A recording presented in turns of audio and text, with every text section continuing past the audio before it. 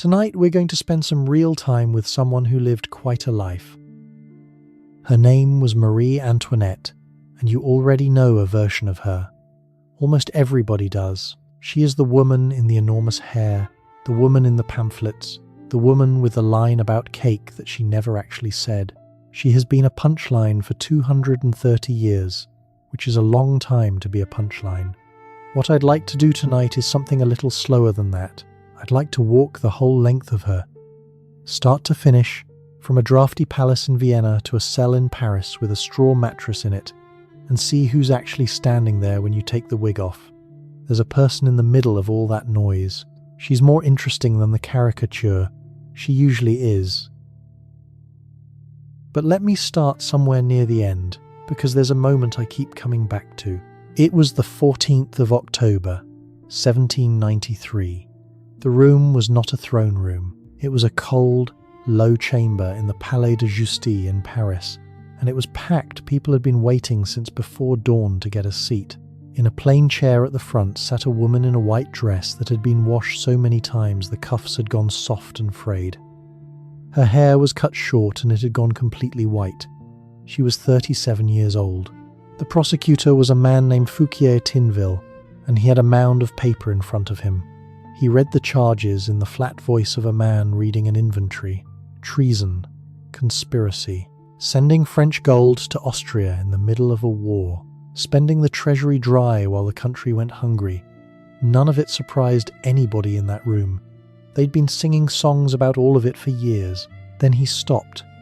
He looked down at one particular sheet, a document that had been added to the file at the very last minute, and when he started reading again, there was something new in his voice. The charge was that she had committed incest with her own son, a boy of 8, taken out of her arms 3 months earlier and handed to a cobbler named Simon, who had been given the job of turning a prince into a good revolutionary. The child had been isolated, frightened, given wine, and eventually made to put his name at the bottom of a statement saying his mother had taught him things no child should know. The word landed in that courtroom and nothing moved. Incest. She looked at the prosecutor, then at the jury, then at the market. Women crowded into the gallery, some of them the same women who, 4 years before, had walked out to Versailles in the rain screaming for her insides. And she stood up. Her hands were loosely tied in front of her. She didn't cry and she didn't shout. She turned toward the women, and her voice was ragged, but every person in that room heard it.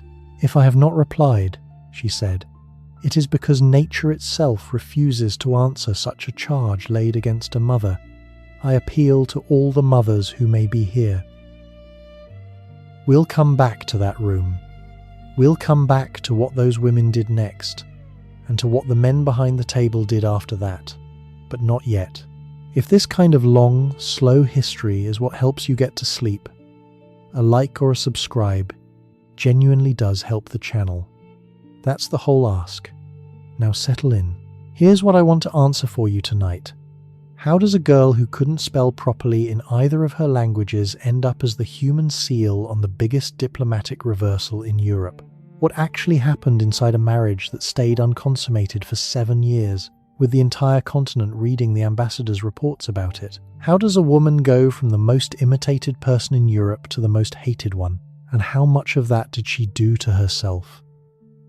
And when everything came apart, and it came apart very fast at the end, where did the steel come from? Because nobody who watched her in those last 2 years expected to find any. We're going to start in the middle of a river.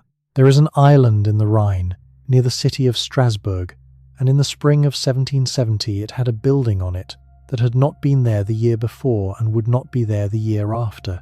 It was a wooden pavilion, put up specifically for one afternoon's use, and it had been designed by men who understood symbolism the way a butcher understands a joint of meat.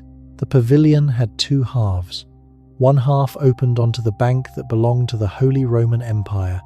The other half opened onto the bank that belonged to the Kingdom of France. In between there was a room, and in that room was a table, and the whole architecture existed to accomplish a single act: the handing over of a girl from one country to another in such a way that nothing of the first country came across with her. You are 14 years old. You have been traveling for weeks. You have been fitted with metal braces on your teeth, drilled in French grammar by a priest, measured by tailors from a city you have never seen, and told for over a year that a continent's peace is going to rest on how well you smile. You have been crying since Vienna, on and off, and everyone has been very kind about it, and nobody has offered to take you home. Now you are led into a wooden room by women you know, and you are undressed. All of it. The shift, the stockings, the ribbons, the rings, the small things you are allowed to keep. There are officials present. You are a child, standing with nothing on, in a building in the middle of a river between two empires. Then a door opens on the other side, and a completely different set of women takes you and dresses you again. French shift, French stockings, French lace, French hair. And when you walk out of that pavilion into the light, you are no longer Maria Antonia Josepha Johanna, Archduchess of Austria, youngest daughter of the House of Habsburg. You are Marie Antoinette, Dauphine of France. She was allowed to bring nothing across.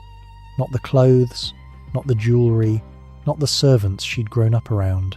There is a story, and it is only a story, but it has the ring of the right kind of truth that she was not even permitted to keep her little dog, and that she wept for it more openly than she had wept for her mother. Whether or not that particular animal existed, the principle was real.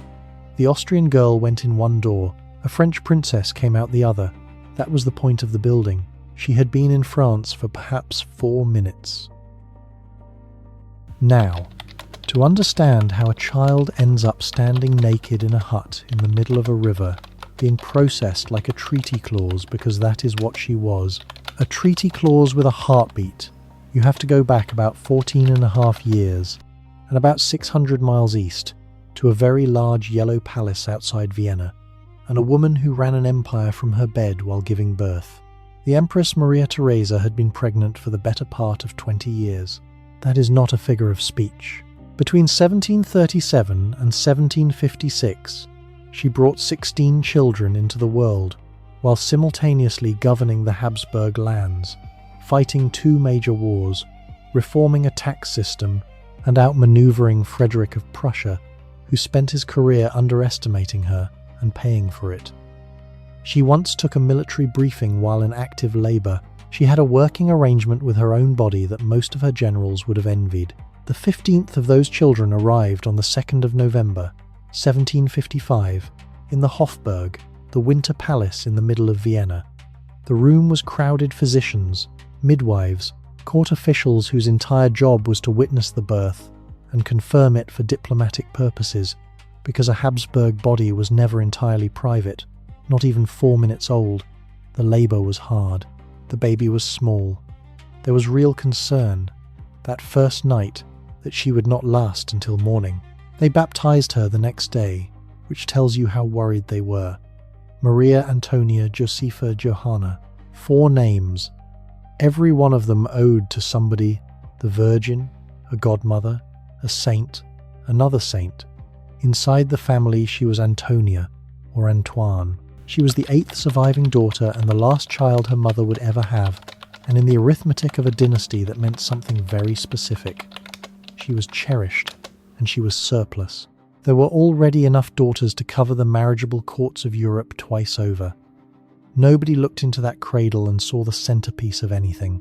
Her childhood was spent mostly at Schönbrunn, the great yellow summer palace on the edge of Vienna, and at Laxenburg, a hunting lodge in the country where the family went to be slightly less imperial for a few weeks a year. Schönbrunn had over 1,000 rooms. It had a gallery painted with allegories nobody under 30 could identify, a park you could get genuinely lost in, and gardens laid out with a geometry so severe you could have used them to teach mathematics. But a child doesn't live in a building. A child lives in whatever weather the adults are making, and the weather in that nursery was mild, warm, and almost entirely unsupervised. Maria Theresa loved her children enormously and saw them on a schedule. That's not a contradiction. It's just what governing looked like. She wrote them letters full of instruction. She took a real interest in their marriages, their health, their souls, and their posture, and she did not have 4 unbroken hours to spend on the floor with any one of them. The actual raising was handed to governesses. The first, Countess von Brandis, was elderly and fond, and had raised Habsburgs before, and her method leaned heavily toward letting a charming child be charming. The Countess Trautzen followed. By then the pattern had set. So Antonia grew up bright, quick, funny, physically graceful, and educationally neglected in a way that would follow her for the rest of her life. Her handwriting was poor in German and worse in French. Her spelling was creative in both. Letters she wrote as Queen of France still read like the work of somebody who learned language by ear at parties rather than at a desk. History, geography, arithmetic, these were treated as decoration. What an archduchess actually needed was music, dance, deportment, conversation, and the ability to hold a room. Those she had. She learned the harp and the clavichord, and she was genuinely good at both. Her music master for a period was Christoph Willibald Gluck, who was at that point one of the most important composers alive, and who did not hand out compliments as a social lubricant. She danced with the precision of a professional, which she more or less was. Court dancing at that level was an athletic discipline, and there was a morning in 1762 when a music teacher brought a 6-year-old boy from Salzburg to play for the imperial family. The boy's name was Wolfgang Mozart. He played, and he astonished everybody, and afterward, running across the polished floor of a room he was not used to, he slipped and fell. One of the archduchesses helped him up. Family tradition, passed down in the Mozart household and written about by his sister years later, held that the boy then announced he would marry that girl when he grew up. She was 2 months older than him. Nobody wrote it down at the time. It may be entirely invented. I like it anyway, and I'll tell you why. It is the only surviving anecdote of her childhood in which she is simply a person being kind to another child, with no diplomatic weight attached. She got very few of those. She was, by every account, beautiful fair hair, blue eyes, very fine bone structure, and a smile that people wrote home about. She was also stubborn, impulsive, and bored almost instantly by repetition. She would throw herself into a game with total commitment and abandon it the moment it stopped being new. She was not analytical. She navigated by instinct and by charm, and both worked so reliably in childhood that she never developed anything else. That is worth holding on to. It explains a great deal of what happens later, including some things that are hard to forgive. 2 deaths shaped that childhood, and they shaped it in opposite directions. The first came when she was 9. Her father, the Emperor Francis, died suddenly at Innsbruck after his son's wedding. He had been a large, cheerful, unambitious man who genuinely enjoyed his children's company, collected coins, went to the theatre, and had no appetite whatsoever for power, which was convenient, because his wife had all of it. He was the warm one. When he died, his widow cut off her hair, put on black, and stayed in black for the 15 years she had left. She also became harder, more devout, and considerably more controlling about her children's futures. For Antonia, that meant the affectionate parent was gone, and the demanding one was now the only one. Their relationship from that point was conducted mostly in writing, and the letters make uncomfortable reading if you go in expecting warmth. They are corrections. You are too frivolous. You are not applying yourself. Your posture is poor. Your teeth are crooked. Your complexion needs attention. People are beginning to talk. There is love in them. The volume alone tells you that. The sheer number of hours a head of state spent writing to a child, but it is love expressed exclusively as management. The second death came in 1767, when smallpox came through Vienna and got into the palace. Smallpox was the great leveller of European courts. It did not care about titles, and it moved fast. That year it took her older sister Maria Josepha, who was 16, and who had just been promised to the King of Naples. She died badly, over days, her face and body covered, in a palace where everyone knew what was happening behind the door, and nobody could do anything about it. Their mother caught it too and survived, permanently marked. Antonia was 11. She did not catch it. Nobody could explain why. She was in the building, in the corridors, in the hush. There is a detail from just before that death that I find difficult to shake. Maria Theresa, before Josepha left for Naples, sent the girl down into the imperial crypt to pray at the tomb of a recently dead relative, a relative who had died of smallpox and been interred not long before. Whether the infection came from there or from anywhere else in a city where the disease was already circulating, nobody can say. But her mother believed it. Afterward, she had sent her daughter into a crypt as a religious duty, and her daughter had come out and died. The empress carried that. The person who got Antonia through her childhood was not a parent. It was her sister, Maria Carolina, 3 years older, close enough in age to be a genuine ally in a household where the siblings were essentially assets in different stages of preparation. They shared a schoolroom, shared secrets, got into the same trouble, and were eventually separated for exactly the reason everything in that family happened. Carolina was sent to Naples in Josepha's place to marry the man her dead sister had been promised to. The two sisters wrote to each other for the rest of their lives. So here is the girl, at 12, 13, charming, undisciplined, warm, easily wounded, badly educated, motherless in every practical sense, while her mother was still very much alive and formed by a house where affection and statecraft had never been separated for long enough to tell apart. And her mother, going down the list of remaining daughters, arrived at her name. The reason any of this happened is that in 1756, two countries that had hated each other for 250 years looked up, saw Prussia, and decided they hated Prussia more. Austria and France had been enemies since the days when a Habsburg emperor held a French king prisoner. They had fought over Italy, over the Rhine, over the Low Countries, over the Spanish succession, over anything that could be fought over. It was one of the fixed features of European geography. Then Frederick the Great started winning wars with an army that seemed to be made of a different material than everybody else's, and the fixed features stopped being fixed. In 1756, Austria and France signed an alliance. Historians call it the Diplomatic Revolution, which sounds grand, and it was, and like most grand diplomatic arrangements, it needed a wedding to make it stick. Maria Theresa had daughters. She used them. That is not a criticism of her so much as a description of the job. She placed one in Parma, one in Naples, and she intended to place one in France. But the plan kept losing pieces. The Archduchess, originally intended for the French heir, was Maria Josepha, and Maria Josepha was dead. Another daughter, Maria Elizabeth, had been considered the great beauty of the family until smallpox took that away and, with it, her market value. She went into an abbey.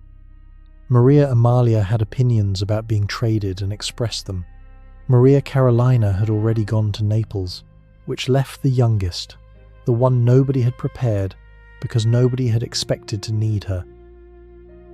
In 1769, the formal request came from Louis XV of France for the hand of the Archduchess Maria Antonia for his grandson and heir, Louis Auguste. She was 13. What followed was a crash renovation of a human being. There was maybe a year to work with, and there was a great deal wrong. A French cleric named Vermond was sent to Vienna to assess and then repair her education. His first reports back were tactful in the way that a doctor is tactful. She was intelligent, he wrote, and quick, and she could grasp anything he explained to her, but her attention had never been trained.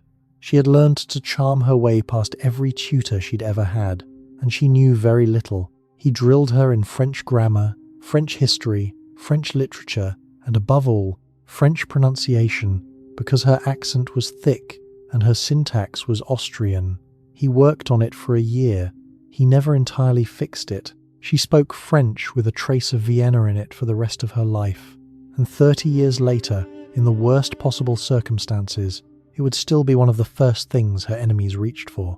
A dentist named Varennes was brought all the way from Paris because her teeth were crooked, and crooked teeth were not acceptable in a face that was about to become a political document.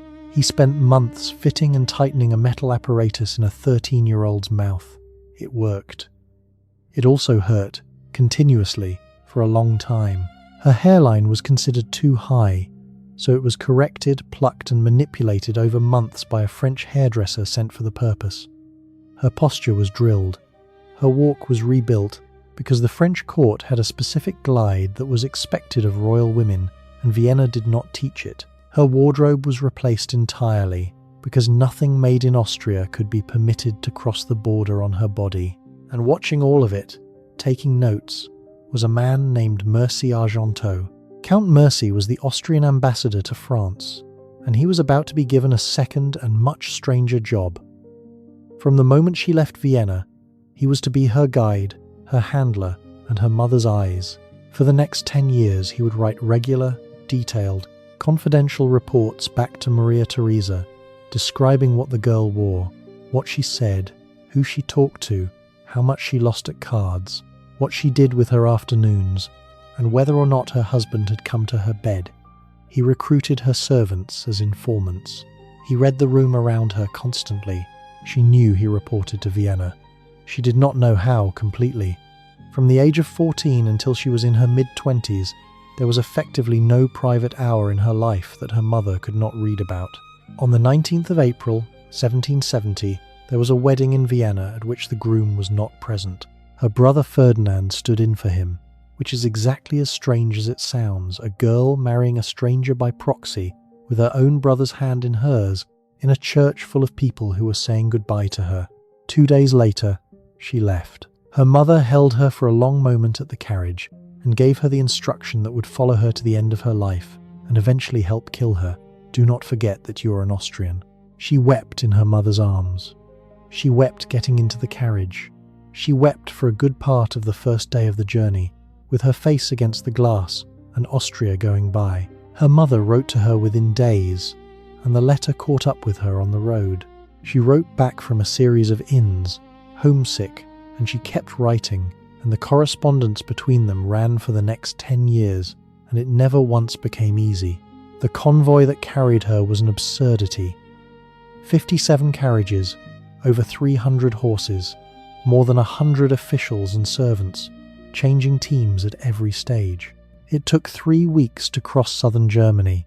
There were banquets at Munich, at Augsburg, at Freiburg, floral arches and speeches and local dignitaries who had prepared remarks.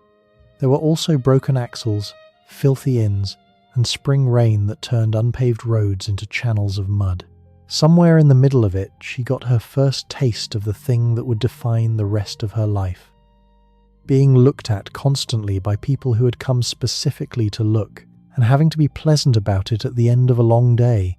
Then the Rhine, and the pavilion, and the door. She was met at Strasbourg, and the reception she got there is worth pausing on, because it is the only period in her entire time in France when the French unreservedly liked her.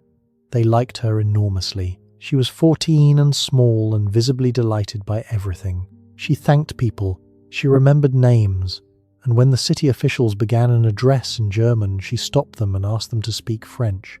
She was French now, she said, and she wanted to hear it. It was exactly the right thing to say. The story travelled ahead of her down the road to Paris.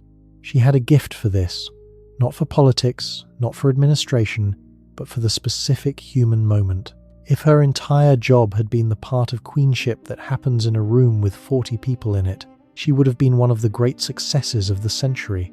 On the 14th of May, in the forest of Compiègne, she met her husband. They stopped the carriages on a road under old oaks. The King of France was there, Louis XV, 60 years old, elegant, bored, and still the most charming man in Europe when he decided to be. He kissed her and called her his daughter, and by all accounts was genuinely taken with her, and beside him was the boy. Louis Auguste was 15, a year older than his bride and somehow much younger. He was tall and getting heavy. He walked with a rolling, flat-footed gait that people described unkindly and accurately. He was extremely short-sighted, which made his gaze seem vacant when it was mostly just blurred. He had been raised by a father who preferred his older brother, and who told him so, and then that brother died, and then the father died, and then the mother died, and by 15 he had buried the 3 people who might have told him he was worth anything. He had responded by becoming almost totally silent in company and extremely capable alone. He read constantly. He knew geography well enough to correct professionals. He was fascinated by locks and by the making of them, which the pamphleteers would later use against him as though a king with a hobby were an obscenity. He looked at her, and then he looked away, and he said very little. She curtsied. He mumbled. That was the meeting. They were married 2 days later, on the 16th of May, in the royal chapel at Versailles, under a ceiling painted with God the Father in glory. Her gown was silver brocade and so heavy with embroidery that she could barely turn in it. The corset had been made in Vienna to Vienna's measurements, and it did not fit properly, and there is a note somewhere in the surviving accounts about the back of the bodice not closing, and a strip of skin showing that should not have shown, and the older women of the court noticing and remarking on it. The court noticed everything. That is what it was for. His hand shook when he put the ring on her finger. He signed the register and made a blot. There was a banquet for 6,000 people. There were fireworks planned for the gardens, which were rained off, and at the end of it came the bedding ritual, which was public in a way that is genuinely hard to translate now. The couple were escorted to the chamber by a laughing crowd. The Archbishop of Reims blessed the bed. The king himself handed the Dauphin his nightshirt, and the Duchess of Chartres handed the Dauphin her nightgown, because the right to hand over a garment was a rank, and people had fought over it. The curtains were closed, the room emptied. You are 14. You have been awake since before dawn. You have been sewn into silver, walked down a chapel, stared at through an entire banquet, and undressed by strangers in front of an audience for the second time in a month. The curtains close, and for the first time in weeks nobody is watching you, and it occurs to you that you are alone in a bed with a boy you met the day before yesterday, and that the only person in the world who could tell you what to do next is 600 miles away and will hear about tonight in a report. Nothing happened. He said a few words. He went to sleep. In the morning he wrote a single word in his hunting diary, which he kept meticulously for most of his life. Nothing. That word appears again and again in that diary over the next 7 years, and it has been read for 2 centuries as a confession of failure. It probably wasn't. It was a hunting log. He wrote nothing on days he did not hunt, but it is the kind of coincidence history cannot resist, and the diary sat there, waiting, until somebody found it. The marriage was not consummated that night. It would not be consummated for 7 years. And because of what that marriage was for, this was not a private disappointment between 2 teenagers. It was a diplomatic failure, tracked by every ambassador in Europe, reported in dispatches, discussed in cabinets, and eventually turned into filthy songs sold on the street. 2 weeks later, on the 30th of May, Paris held its own celebration of the royal wedding in the great square then named for Louis XV. There were fireworks. There were tens of thousands of people packed in to see them, and the arrangements were catastrophic. A firework fell into the stock of unlit ones and set them off at ground level. The crowd panicked and ran, and the streets they ran into were blocked by the parked carriages of the wealthy and by a construction trench nobody had fenced. People went down and did not get up. The official count was 132 dead, and nobody at the time believed it. The real number was probably several times that. Bodies were laid out in rows in the square that the next generation would rename the Place de la Revolution, and where, in 23 years, a machine would be set up on almost the same paving stones. The news reached Versailles the next day. The bride and groom, 14 and 15 years old, sent every livre of their personal allowance for that year to the families of the dead. It was not a gesture calculated for effect. She wrote to her mother about it, plainly, and then wrote again asking whether Vienna could send more. She visited the injured. For a few weeks, in the summer of 1770, the people of Paris talked about her with real tenderness. They would talk about her a great many other ways later, but they started there, and it is worth knowing that they started there, because almost nothing written about her afterward will let you see it. The thing nobody tells you about Versailles is that it was, structurally, a machine for looking at people. It had started that way on purpose. Louis XIV had built it as a device for controlling the French nobility, bring them all to one building, give them nothing to do but compete for proximity to the king, and they will spend their lives fighting over who gets to hold a candlestick instead of raising armies in the provinces. It worked brilliantly. It was still working a century later, long after anyone remembered why, and by 1770 it had calcified into something closer to a religion with no god in it. Here is what a morning looked like. She would wake in the great bedchamber of the Dauphine. The room was already occupied. Ladies of the household stood in a semicircle arranged by rank, and every stage of getting a 14-year-old girl out of bed and into clothing had been assigned to a specific level of the aristocracy. The chemise was handed over by the highest-ranking woman present, not passed-handed, ceremonially, from one pair of gloved hands to the next down the line, because to touch the garment before the person entitled to touch it was an offence. If a princess of the blood walked in halfway through, the whole sequence stopped and restarted from her, since her precedence outranked whoever was currently holding the linen, which meant that on a cold morning, in a palace where the fires were lit late and the windows leaked, the Dauphin of France stood with nothing on, while 3 women worked out who was permitted to dress her. There is an account of one such morning where the chemise changed hands 4 times as successively grander women arrived, and she stood there shivering, arms folded, and finally said out loud, to nobody, that this was odious. She said it quietly. She was learning that saying it loudly was not an option. The same performance ran in reverse at night. Public waking, public dressing, public dining, the court was permitted to file past and watch the royal family eat. And it did, in numbers, most days. There was no lock she could turn. There was no room she could be alone in. She had come from a household where the Empress of Austria took her children to a hunting lodge in the summer to get away from ceremony. She had arrived in a household where ceremony was the entire content of the day. The woman assigned to teach her all of this was the Comtesse de Noailles, her lady of honour, an intelligent, rigid, dutiful aristocrat who had spent her life inside the rules and could not conceive of anyone finding them absurd. She corrected the girl constantly, not maliciously, constantly. You may not sit there. You may not speak to her first. You may not pick that up. There is a person whose office it is to pick that up. You may not laugh at that. You may not walk faster than this. The Dauphine, being 14, gave her a nickname. She called her Madame Etiquette, and it stuck, and it went round the court within a week, and it was funny, and it was the first genuinely stupid thing she did in France.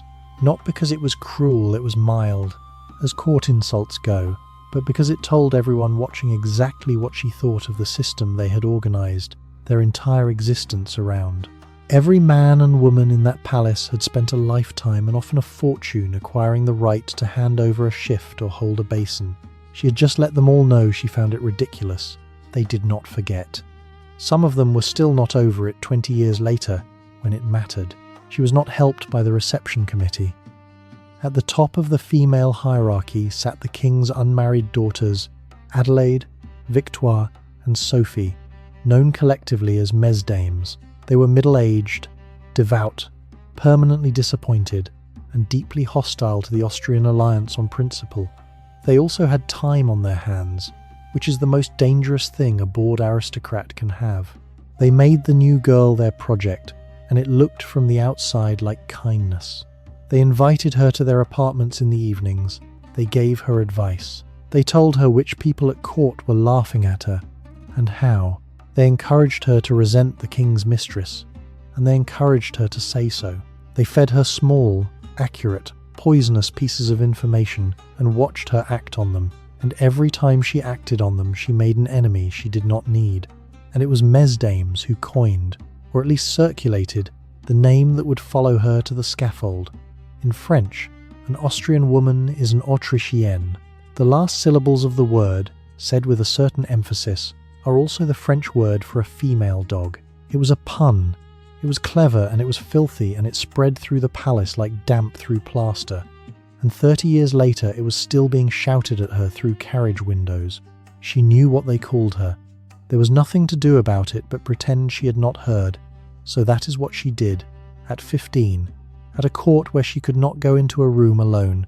The single worst piece of advice Mesdames ever gave her concerned a woman named Jeanne Bécu. Jeanne Bécu had been born illegitimate, worked as a shop girl, and then in considerably rougher trades, married a convenient nobleman to obtain a title she could be presented under and become the mistress of the King of France. As the Comtesse du Barry she was, by 1770, the most powerful woman at Versailles, not because of any political program, but because Louis XV was infatuated with her and she controlled access to him. The court despised her and courted her simultaneously, which is what courts do now. Court protocol contained one rule that was going to cause an international incident. A person of lower rank could not open a conversation with a person of higher rank.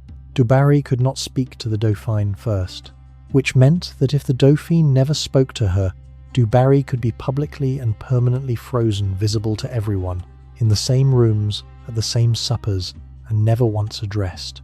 Mesdames explained this mechanism to a 15-year-old, and then told her that a woman of her purity could not possibly acknowledge a creature like that.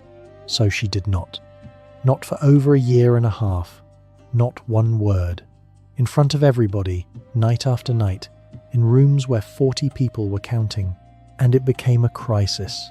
It became a genuine diplomatic crisis, because Du Barry complained to the king, and the king was displeased with his grandson's wife, and a displeased king of France was a problem for the Austrian alliance, and so Mercy started writing to Vienna about it, and Maria Theresa started writing to her daughter about it, and what followed was one of the strangest correspondences in 18th century diplomacy. The ruler of the Habsburg Empire, in the middle of managing the partition of Poland, spending letter after letter trying to persuade her teenage daughter to say one sentence to a courtesan.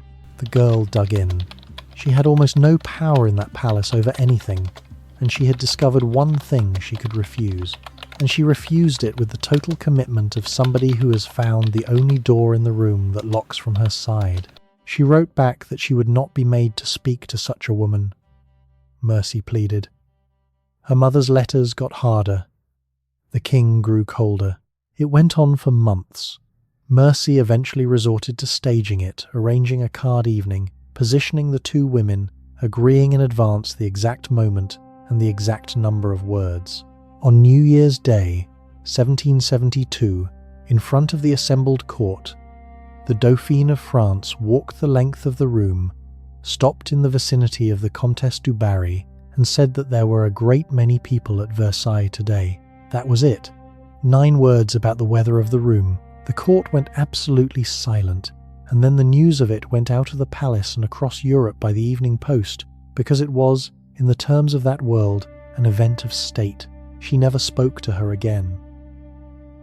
2 things are worth taking out of that story. The first is that she won, in the only way available to her, and it cost her the affection of the king and 18 months of her mother's patience for the pleasure of it. The second is that she had just demonstrated, in public, at 16, the pattern that would define the rest of her life, an accurate instinct about people, applied without any calculation whatsoever about consequence, in a system where consequence was the only thing anybody was actually keeping track of. On the 27th of April, 1774, the king came back from Trianon feeling unwell, and by the following morning there was a rash. It was smallpox. He was 64 and he had never had it, which was unusual and, at that age, close to a death sentence. They moved him to Versailles. The disease did what it did. His face swelled and darkened until the men attending him said, privately, that it was no longer a face. The smell in the room was such that servants took shifts. Du Barry was sent away, because a dying king must be absolved, and a king cannot be absolved with his mistress in the building. She went without argument, which was more dignity than anybody at that court expected of her, and she was never received again. And for 10 days the whole of Versailles waited in the corridors. They had put a single lit candle in a window of the king's chamber. The arrangement was understood by everyone in the palace. While the candle burned, there was a king. When the candle went out, there was a different king. On the 10th of May, at a little after 3 in the afternoon, the candle went out. And what happened next is one of the few genuinely cinematic moments in the whole 18th century, because several hundred people who had been standing in the antechambers for a week and a half turned at once and ran.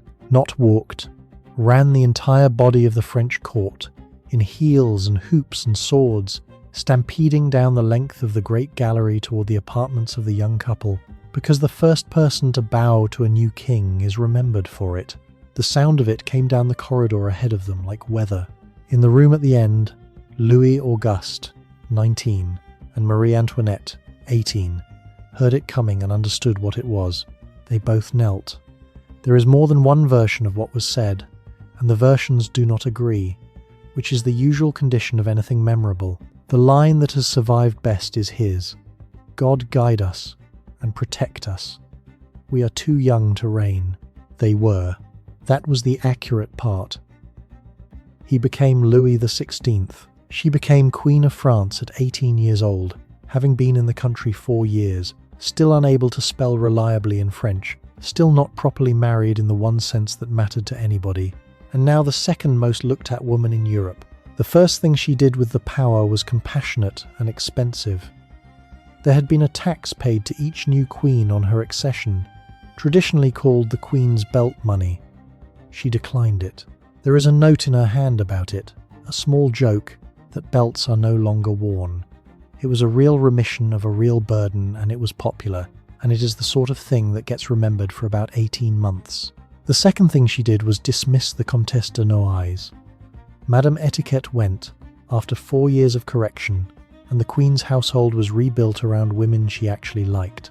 It was her palace now, and she was going to live in it as a person rather than as an exhibit. Everyone at Versailles noted this. Everyone at Versailles had a longer memory than she did.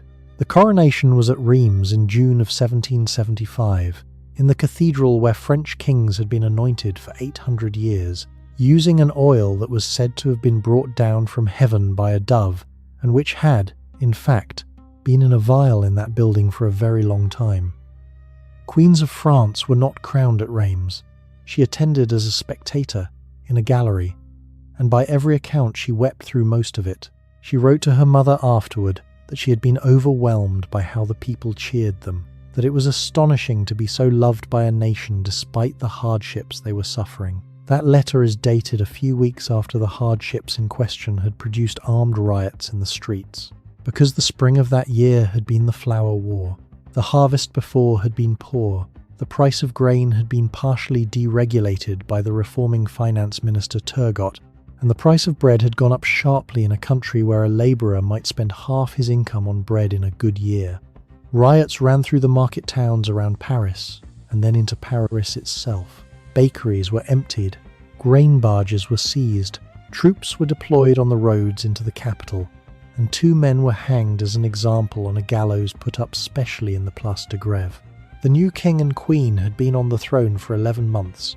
She did not understand it. That is not a defense of her. It is a description.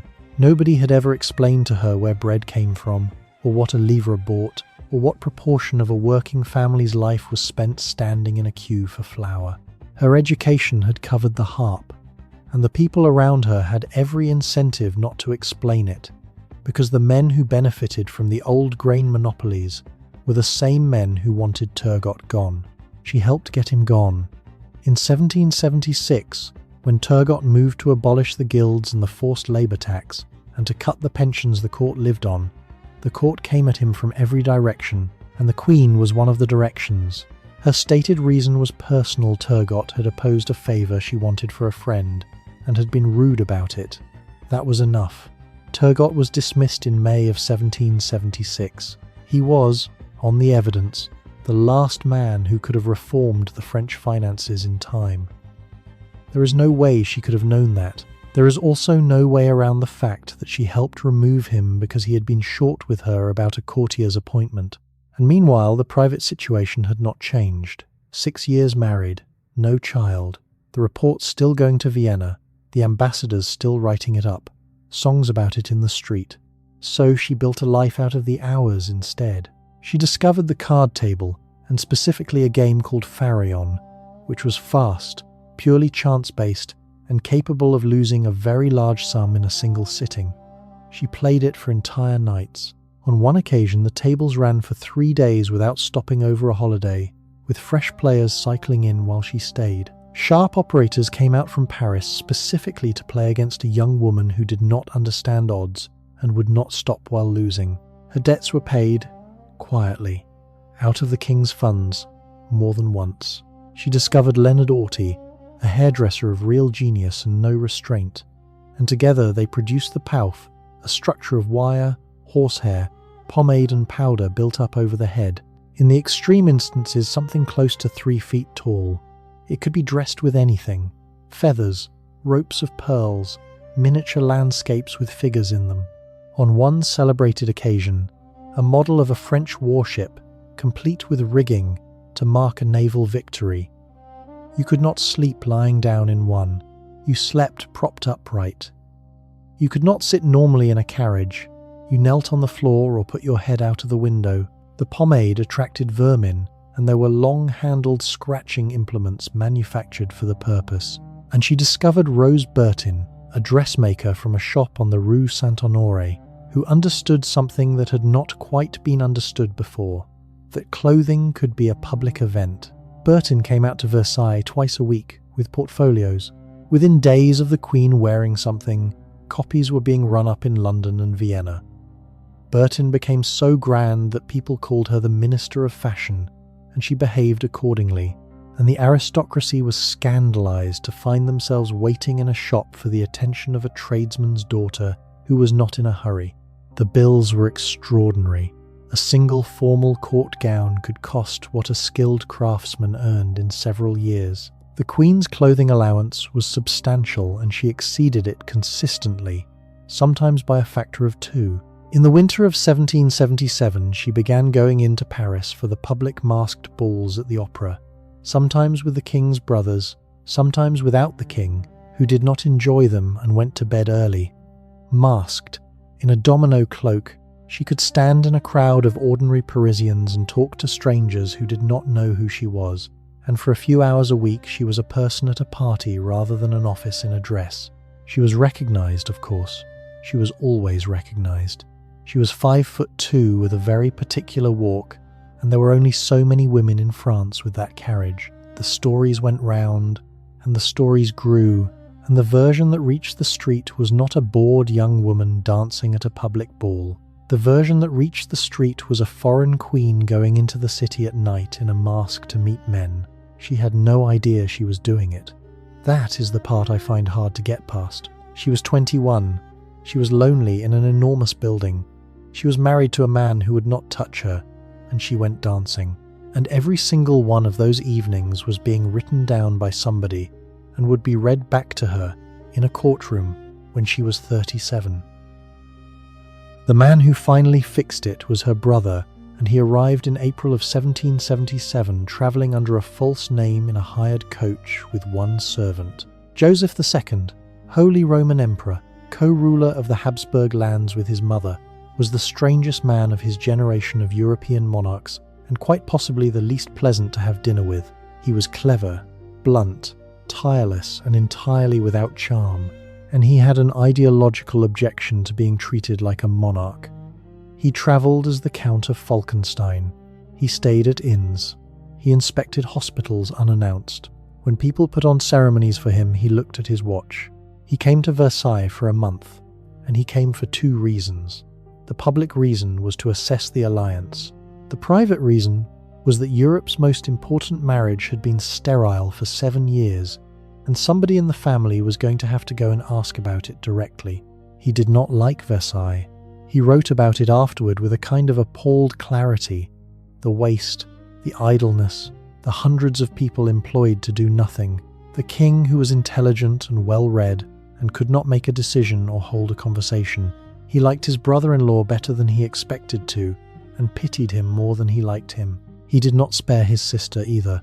He watched her for a month, and then wrote her a long memorandum, which she kept, in which he laid out with total accuracy everything she was doing wrong. She was neglecting her husband. She was surrounding herself with people who wanted things from her. She was gambling with men no respectable woman should be in a room with. She had no idea what her position actually required, or how quickly a court's affection could turn. He asked her, in writing, what she would do if the king ever stopped being patient with her, and pointed out that she had made herself no friends who would still be there. She read it, and she cried, and she agreed with all of it, and she changed almost nothing. He knew she would. He wrote to his brother Leopold about her at the same time, and called her, in effect, a charming, empty-headed woman who never thought about anything for 2 minutes together and had never been made to. But the other conversation, the one he had come for, worked. He spent time with Louis alone walking in the gardens, in his blunt, bad French, talking to a 22-year-old man about a subject that nobody at that court had been able to raise for 7 years without dying of embarrassment. What he actually said is not recorded.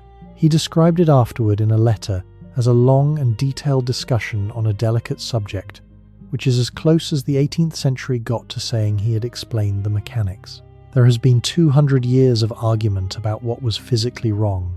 If anything, the most persistent theory is phimosis, a tightening that would have made the act painful, correctable by a minor procedure that the king is supposed to have avoided out of fear. Joseph's own account, in the letter to Leopold, is more embarrassing and more human than that. He describes a couple who were, in his words, two complete blunderers, a man who managed the beginning and then simply stopped, having decided he was tired, and a woman with no curiosity whatsoever about the subject who had never once asked why.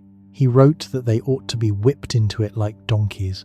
Whatever combination of anatomy, terror, and comprehensive ignorance was involved, Joseph left in June, and by the end of August the Queen wrote to her mother that the marriage had been consummated. She was 21, he was 22, they had been married 7 years and 3 months. And then something happened that nobody had predicted, which is that the marriage started working. Not passionately, but he began to seek her company, and she began to be tender with him in ways that read as genuine rather than dutiful, and there is a shift in the tone of the letters going to Vienna from that point. Whatever else it had been, it stopped being an arrangement two people were serving out. On the 19th of December, 1778, she went into labour at Versailles. Royal births in France were public, not observed by a discreet handful public. The purpose was to guarantee that no substitution took place, and the rule had ossified, like everything else in that building, into a spectacle. When the word went out that the Queen was in labour, the court came, and then the court's servants came, and then people came who had no business being anywhere near the palace, and they climbed on the furniture for a better view. Contemporaries described 2 rows of spectators standing on tapestry-covered benches that had been shoved against the walls. The room became airless. She was in serious difficulty.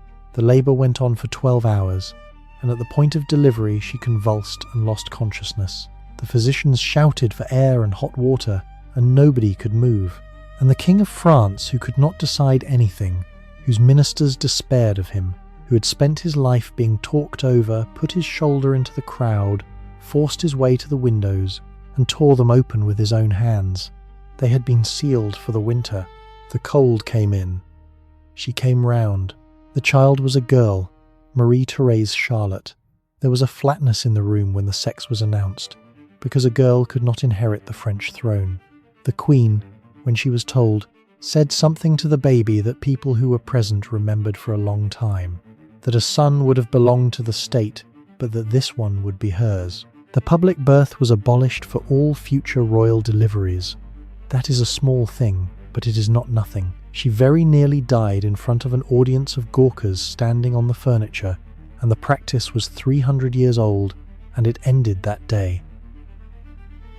The son came 3 years later. On the 22nd of October, 1781, Louis Joseph, Dauphin of France. The cannon fired from the Bastille and the Invalides, 21 for a girl and 101 for a boy, so all Paris knew before the messengers arrived. The city celebrated for a week. Delegations of the Paris trade guilds came out to Versailles to congratulate her, in costume, with the tools of their trades. Chimney sweeps carrying a little chimney with a boy on top of it, butchers with a fatted ox, locksmiths, chair carriers, market women who made a speech. She received them, and she brought the baby out, and it was one of the last unambiguously happy public days of her life. 2 more children followed, Louis Charles in March 1785, and Sophie Beatrix in July 1786, born early and small. She was a good mother, and she was good at it in a way that was distinctly unfashionable. Aristocratic children of that period were handed to a wet nurse and produced at intervals. She kept hers near her, went to the nursery at odd hours, learned their illnesses in detail, wrote instructions about their diets, had her daughter eat with her rather than separately, and was firm about the thing that most royal parents were not firm about, which was that her children were not to be flattered by servants. There is a household instruction of hers about her daughter, that the girl was to be told plainly when she was wrong, and that no servant was to let her believe her rank made her right. In November of 1780, a courier came from Vienna with the news that Maria Theresa was dead at 63. The relationship had been 10 years of instruction, reproach, anxiety and management conducted at a distance of 600 miles, and it had made her miserable more often than not, and when it ended, she was destroyed by it. She shut herself away for days. She wrote that she had lost a mother and a friend, that she could not think about it without weeping, and that she was afraid. She was right to be, because the letters from Vienna, tiresome as they were, had been the only voice in her life for a decade that told her she was getting things wrong. Mercy stayed and reported to her brother now, and it was not the same. There was no longer anybody alive with the standing to tell the Queen of France to stop. She was 25 years old, she had 2 surviving children, a husband who had become fond of her, an income, a court she disliked, and no one left who could say no to her. And about 8 miles from the main palace, in a corner of the park, there was a small building the king had given her as a present. The Petit Trianon was not a palace. That is the whole point of it, and it is also the whole problem with it. It was a small neoclassical house of pale stone, built by Louis XV for du Barry's predecessor, standing in its own grounds about a mile from the main building. It had a handful of rooms. It could seat a dozen at dinner. The king gave it to her in 1774, a few weeks after the accession, and by all accounts he did it kindly and thoughtlessly. The way a man gives his wife a set of keys and does not consider what a set of keys means in a building where 2,000 people are keeping score, because what she did with it was the thing Versailles could not survive her doing. She made it private.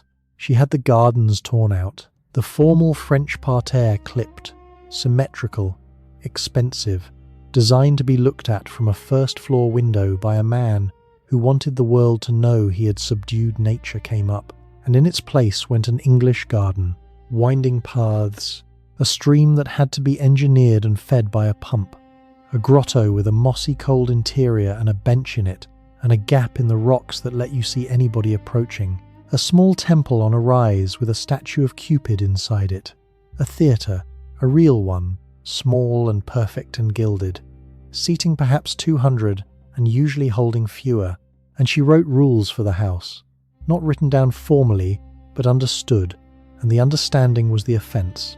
At Trianon, rank did not apply. Nobody rose when she entered. Nobody stood behind her chair. You did not need to be presented. You were invited, or you were not. You have to see it from the gallery to understand what happened next. Imagine you are 50 years old. Your family has held a particular hereditary office at court for 4 generations. Your father spent a fortune on it. You have organized your entire adult life, your marriage, your finances, and your daughter's futures around your right to be in certain rooms at certain hours, and around a system in which proximity to the Queen of France is the currency the whole country runs on. And then a woman of 28 decides that she would rather have supper with 6 friends in a small house in the park, and the currency stops being accepted, and there is nothing whatsoever you can do about it, and there is no appeal, and it will be like this for the rest of your life. That is how you lose an aristocracy, not by tyrannizing them, by finding them dull. The centre of that small house was Yolande de Polastron, the Duchesse de Polignac, and the friendship is one of the 2 or 3 most consequential relationships of her life. Polignac was beautiful in a soft, unemphatic way, and she had a quality the Queen had never encountered before at Versailles, which was calm. She did not perform. She did not appear to want things. She had arrived at court poor, by the standards of that world, and she told the Queen frankly that she could not afford to stay, and this had the exact effect that a request would not have had. So the Queen paid. She paid enormously. Polignac's husband was given a title and a lucrative post. Her father-in-law's debts, some 400,000 livres of them, were settled. Her sister-in-law was provided for. Her lover, the Comte de Vaudreuil, was given a pension. Estates and revenues followed, and in 1782 the Queen appointed Polignac governess of the children of France, the most senior position in the royal household available to a woman, and the one that put her friend in charge of her own children. The court called them a clan, and they were right. The best modern estimates put the total flowing to the Polignac family at something like 500,000 livres a year, in a state that could not service its debts. The whispers about the nature of that friendship began almost at once, and the pamphlets later answered the question in the most graphic terms available. The evidence for a physical relationship is essentially nothing. What is documented is a lonely woman in her 20s who had grown up without one person who wanted nothing from her, finding somebody who at least appeared not to, and paying, without limit and without any concept of what a limit would look like, to keep her. The Princesse de Lamballe was the other one. Marie Theresa Louise de Savoie-Carignan was a widow at 19, gentle, anxious, faintly ridiculous, and prone to fainting at bad news, and she loved the Queen with a devotion that never wavered, even when she was displaced by Polignac in the affections and had to watch it happen. She was given the revived post of superintendent of the household at a salary of 150,000 livres.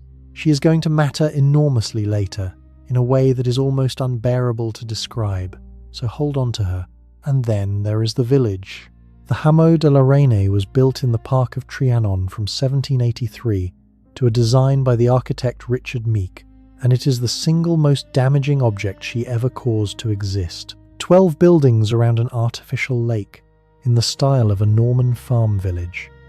Thatched roofs, half-timbered walls, and cracks painted onto the plaster by artists so that the new buildings would look old. A mill with a wheel that turned in water that had been pumped there and ground no grain. A dairy, a barn, a dovecote, a tower with a fishing platform, and it was a working farm, which people forget. There were real cows and real goats, and a real farmer named Valley Boussard with a real family who lived there, and produced real milk, butter and cheese for the royal table. There were vegetable gardens and orchards that yielded actual crops. It was in that sense not a stage set at all, but it was also the place where the Queen of France put on a white muslin gown and a straw hat and carried Sèvres porcelain buckets of milk that servants had drawn for her, in a village designed to look like the kind of place where her subjects lived, 40 miles from a city where the price of a £4 loaf was about to consume half a labourer's daily wage. She did not build it to mock anybody. She built it because she was suffocating and because the fashionable philosophy of the decade said that nature was good and artifice was corrupting, and she believed that, sincerely, in the way that people at the top of an artificial system often sincerely believe it. But she built it, and it stood there, and when the reckoning came, the Hameau did more work for her enemies than any pamphlet. The same instinct produced the portrait. In 1783, Elizabeth Vigée Lebrun exhibited a painting of the Queen at the Salon in Paris. It showed her in the muslin she actually wore at Trianon, a loose white chemise gown, gathered at the waist with a sash, with a straw hat. No panniers, no brocade, no jewels, no crown. The reaction was ferocious. 2 objections, and they were both fatal. The first was that the Queen had been painted in her underclothes, which is what the garment looked like to eyes trained on court dress, and had allowed it to be hung in public. The second was economic, and it was the one that mattered. The muslin came from Britain and India, and the French silk industry at Lyon employed tens of thousands of people, and the Queen of France had just told every fashionable woman in Europe to stop buying French silk.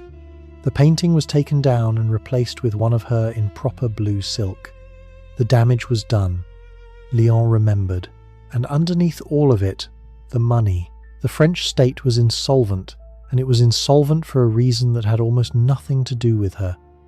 The American War. France had bankrolled the American Revolution out of a straightforward desire to hurt Britain at a cost of well over 1 billion livres, all of it borrowed, at a time when the tax system exempted precisely the people with the money.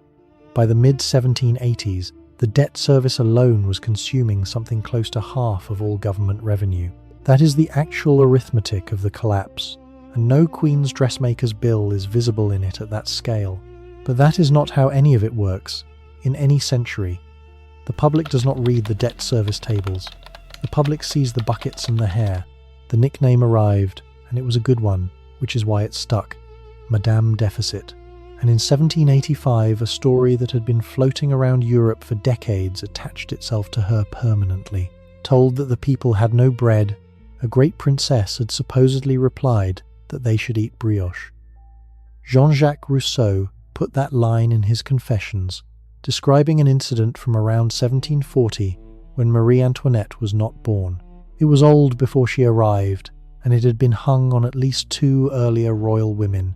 It fitted her better than it had ever fitted them, and that was enough. There is no evidence she ever said it. She has been saying it in the popular mind for 240 years, and by then the pamphlets were no longer an irritation. They were an industry.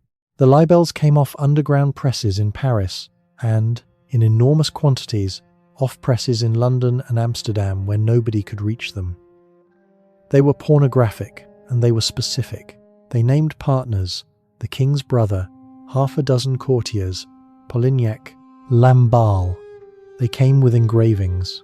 They described her as insatiable, as a foreign agent, as the author of the deficit, and they got cheaper and more numerous every year until you could buy one for a few sous from a stall on the quays. And in among them, at first as a smear at the edge of a page, and then more often, was a suggestion about her son. That the Queen's corruption did not stop at adults, that the little Dauphin had been taught things.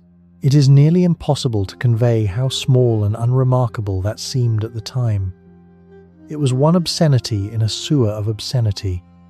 Nobody in 1785 believed it, including the people printing it, but it was written down, and that is what printing does.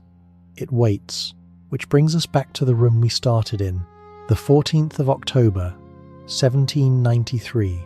She has just stood up in a white dress with frayed cuffs and turned to the women in the gallery and said that nature itself refuses to answer such a charge laid against a mother, and asked for the mothers in the room. Here is what happened next. The room, which had come to watch her be destroyed, made a sound of sympathy. Not all of it, but some of those women, the same market women, some of them literally the same women who had walked out to Versailles in the rain 4 years before, began to cry. Somebody had to call for order. Robespierre is supposed to have heard about it afterward and been furious with Hebert, the man who had brought the charge, because Hebert had managed the impossible. He had given her a moment of moral advantage in a court that had been built specifically to deny her one. It did not save her. Nothing was going to save her. The verdict had been written before the trial opened. It went on for another day and a half. 41 witnesses, most of them repeating things they had heard. Her 2 lawyers, Chauveau-Lagarde and Troncon-Ducoudray, had been given the brief the night before and asked for 3 days to prepare and were refused. At 4 in the morning on the 16th, the jury came back on all counts, and the sentence was death, and she heard it without moving her face at all. The lawyer sitting beside her said afterward that he could not tell from her expression whether she had understood. She was taken back down to the conciergerie with about 7 hours left. We will get there properly, but we are not finished with her life yet, and there is a great deal of it left, and some of the best of her is still ahead, which is a strange thing to say about a story that ends where this one ends. But it is true, and it is the reason this is worth 2 hours of the night. Because the woman in that courtroom, the one who stood up and answered like that, did not exist in 1785. She had to be made. And what made her was everything that happened next. It began with an object, and the object was ridiculous. Charles Baume and Paul Bassange were the leading jewelers of Paris, and sometime around 1772 they began assembling what they intended to be the greatest necklace in Europe. It ran to 647 diamonds and something close to 2,800 carats, in tiers and swags and pendant ropes designed to lie across a woman's chest and shoulders and hang down to the waist. It looked less like jewellery than like a physical event. They built it on credit, against a customer they had not secured. That customer was supposed to be Du Barry, and then Louis XV died and Du Barry was banished, and the jewellers were left holding an object worth 1,600,000 livres that no monarchy in Europe could afford. They took it to the new queen. More than once. She looked at it and said no.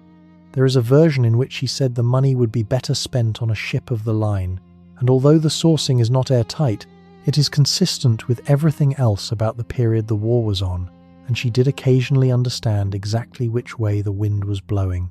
So she refused it. Remember that. She refused it repeatedly, in writing and in person, and she never wore it, and never owned it, and never touched it, and it destroyed her. Enter Jeanne de Saint-Rémy de Valois. She was, in fact, descended from an illegitimate son of Henri II, which made her a genuine, if very distant offshoot of the Valois kings who had preceded the Bourbons.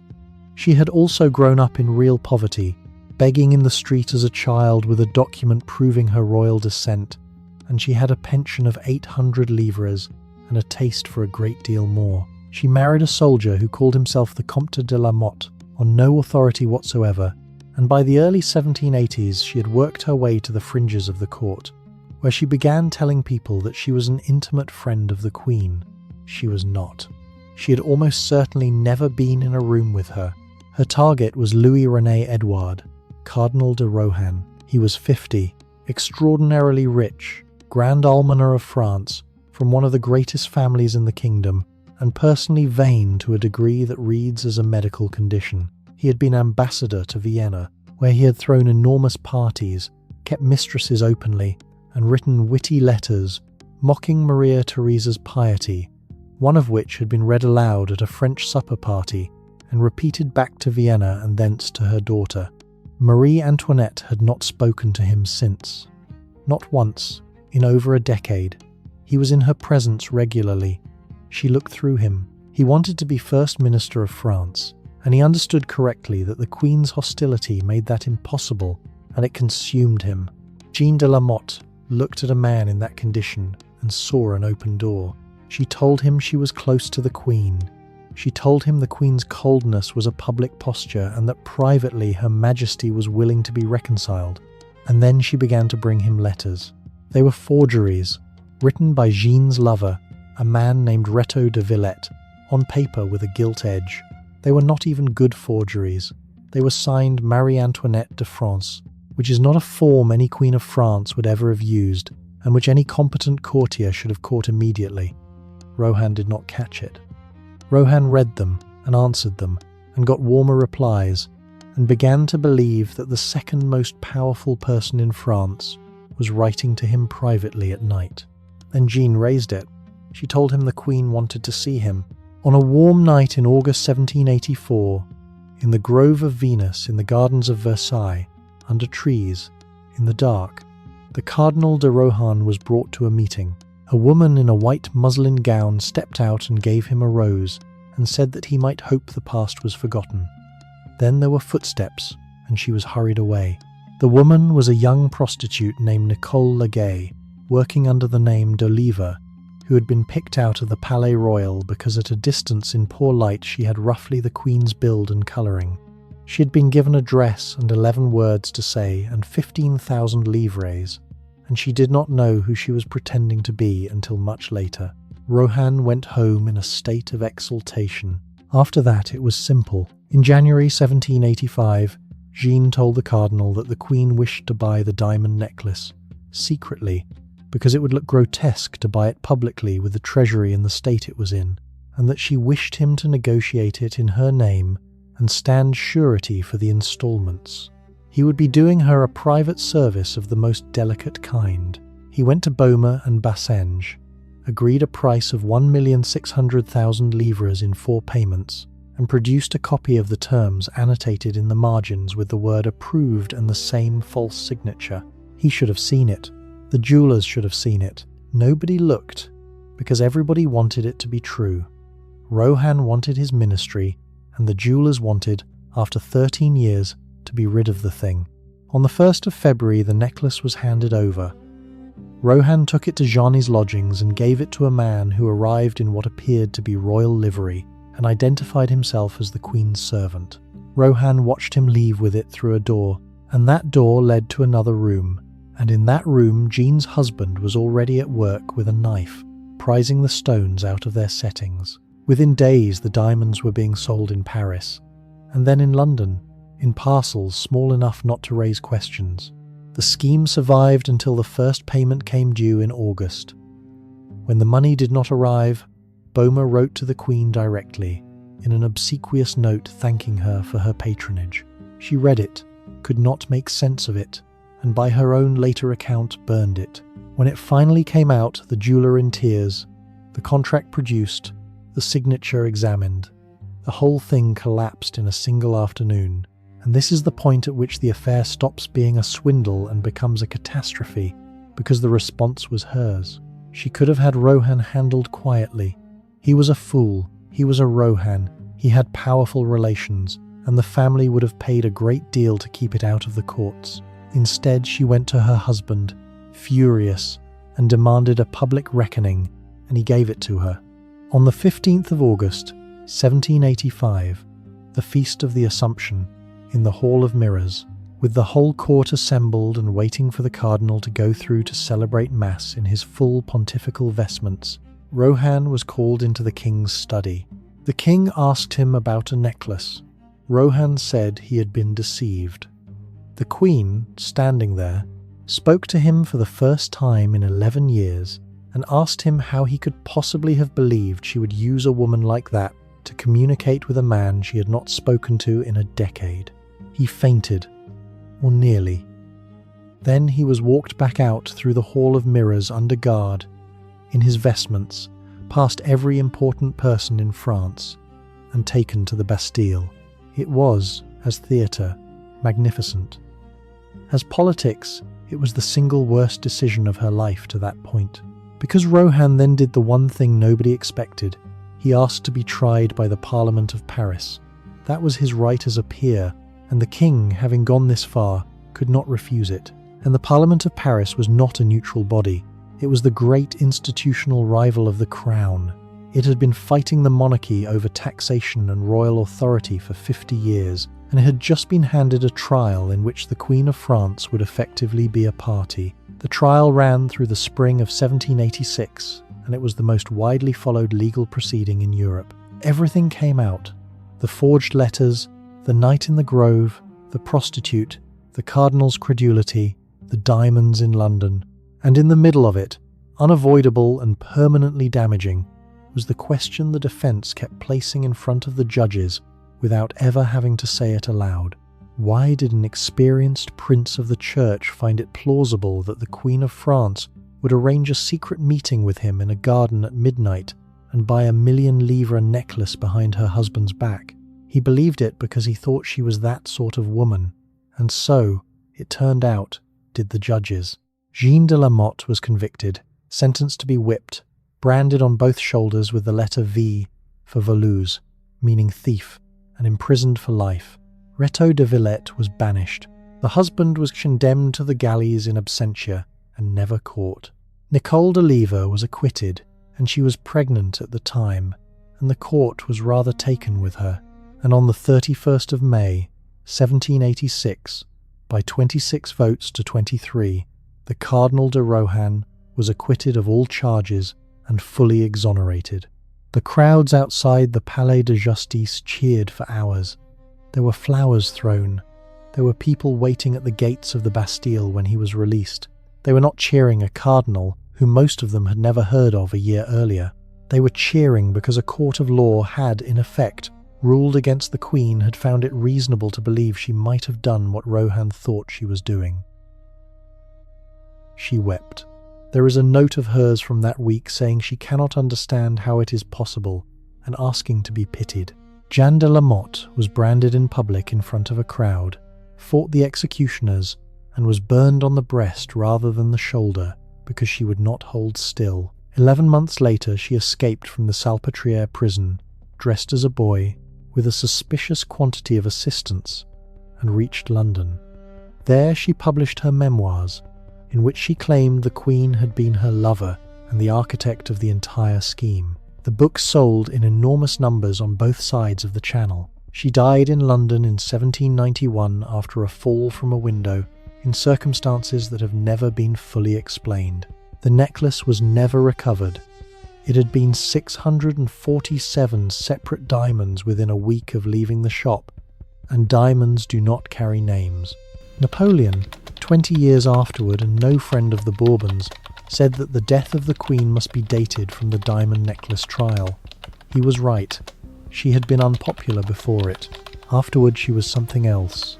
She was a woman about whom the worst thing you could think of was now officially plausible. There were 2 summers between the necklace and the deluge, and she spent them becoming somebody else, and almost nobody outside the family noticed. The change started with the children.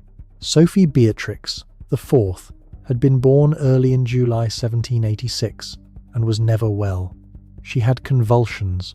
She was teething badly, and there was some underlying weakness that nobody could name. In June of 1787, at 11 months old, she died in her mother's arms.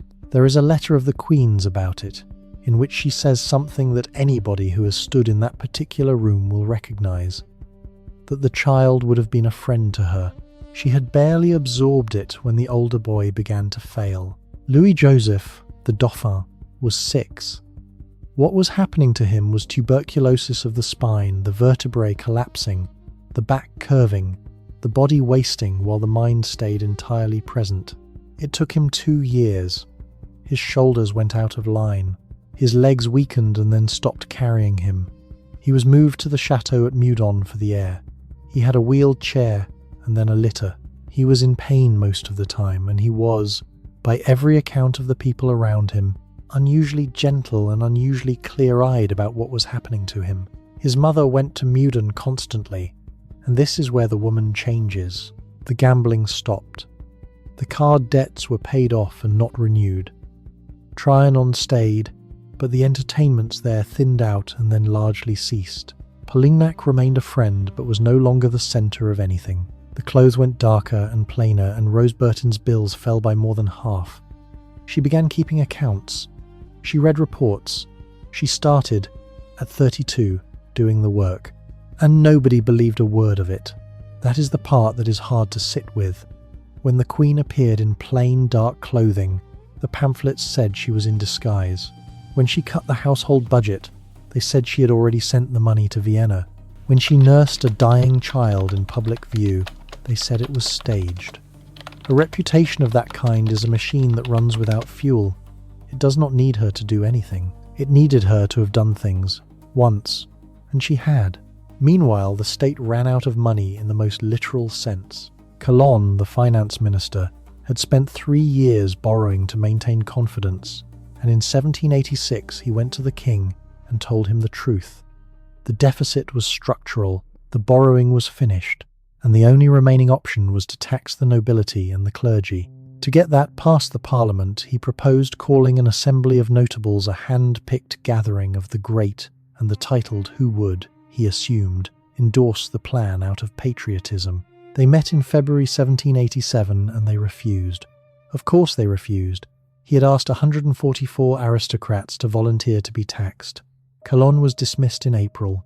Loménie de Brienne came in, tried the same thing, failed the same way, and in the summer of 1788, the government suspended payments.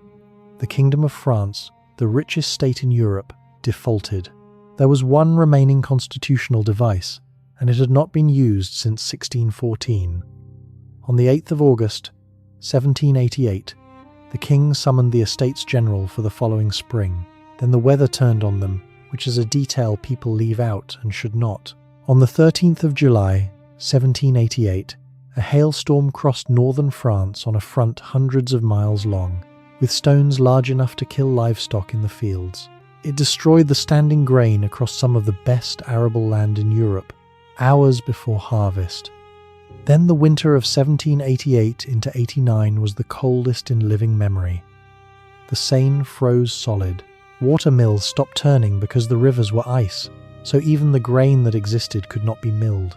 By the spring, in Paris, a labourer earning about 25 sous a day was paying 14 or 15 of them for the day's bread. That is the country in which the Estates General assembled. On the 4th of May, 1789, the 1,200 deputies processed through Versailles to hear Mass at the Church of St. Louis. It took hours. The clergy went in purple and lace, the nobility in black and gold with plumed hats and the right to wear swords, and the Third Estate's 600 men, half the assembly, representing about 97% of the population, walked at the back in plain black with plain hats, because the costume had been prescribed for them. That decision about clothing was made by a committee of masters of ceremony worrying about precedent. It radicalized a generation. The Queen watched the procession from a balcony. The crowd cheered the Duc d'Orléans, the king's cousin, who had made himself popular by opposing the court. When she appeared, there was silence. And then somebody shouted for the Duc d'Orléans again, deliberately, and she went white and had to be steadied. A woman standing near her recorded that she said afterward, quietly, that she had done nothing to them. She had also just come from Meudon, where her son was dying. He died on the 4th of June, 1789, at 7 years old. The court went into mourning for a fortnight. The Estates General did not pause. The deputies were in the middle of a procedural fight about voting by head or by order, and they did not stop for a dead child.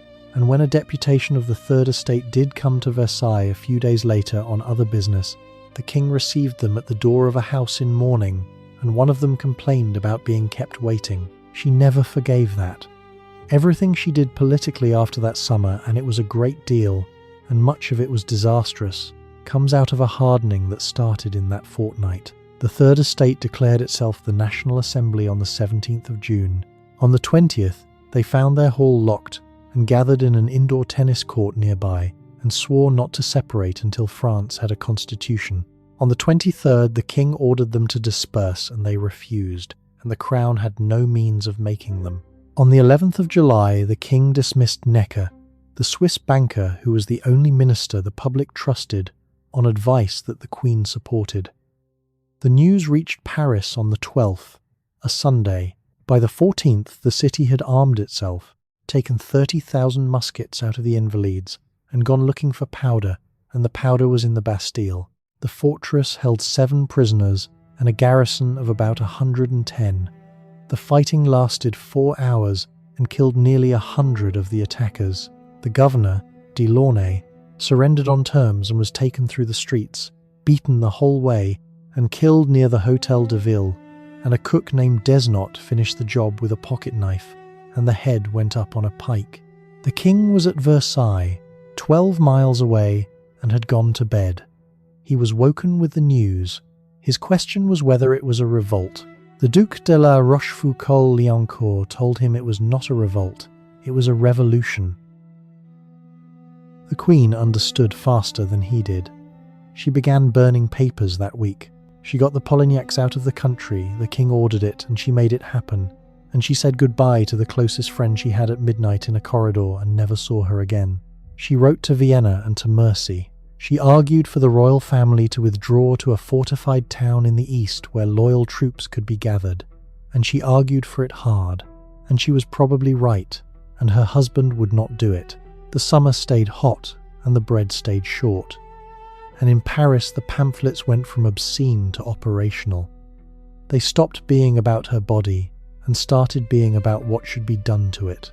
On the 5th of October, 1789, a young woman took a drum from a guardhouse in the Faubourg Saint-Antoine and began beating it in the street. And other women came out, and by mid-morning there were several thousand of them at the Hôtel de Ville, and they had broken into the armory. They were fishwives, laundresses, seamstresses, market porters. They took pikes and kitchen knives and 2 cannon they had no ammunition for, and they set off to walk the 12 miles to Versailles in steady rain, in wooden shoes, and what they were shouting as they went was that they were going to fetch the baker, the baker's wife, and the baker's boy. They arrived in the late afternoon, soaked and packed into the courtyards. A delegation of 6 was let in to see the king. He promised them grain from the royal stores and signed an order for it. And one of the women, a 17-year-old flower seller named Louison Chabris, fainted in front of him, and he caught her and gave her wine.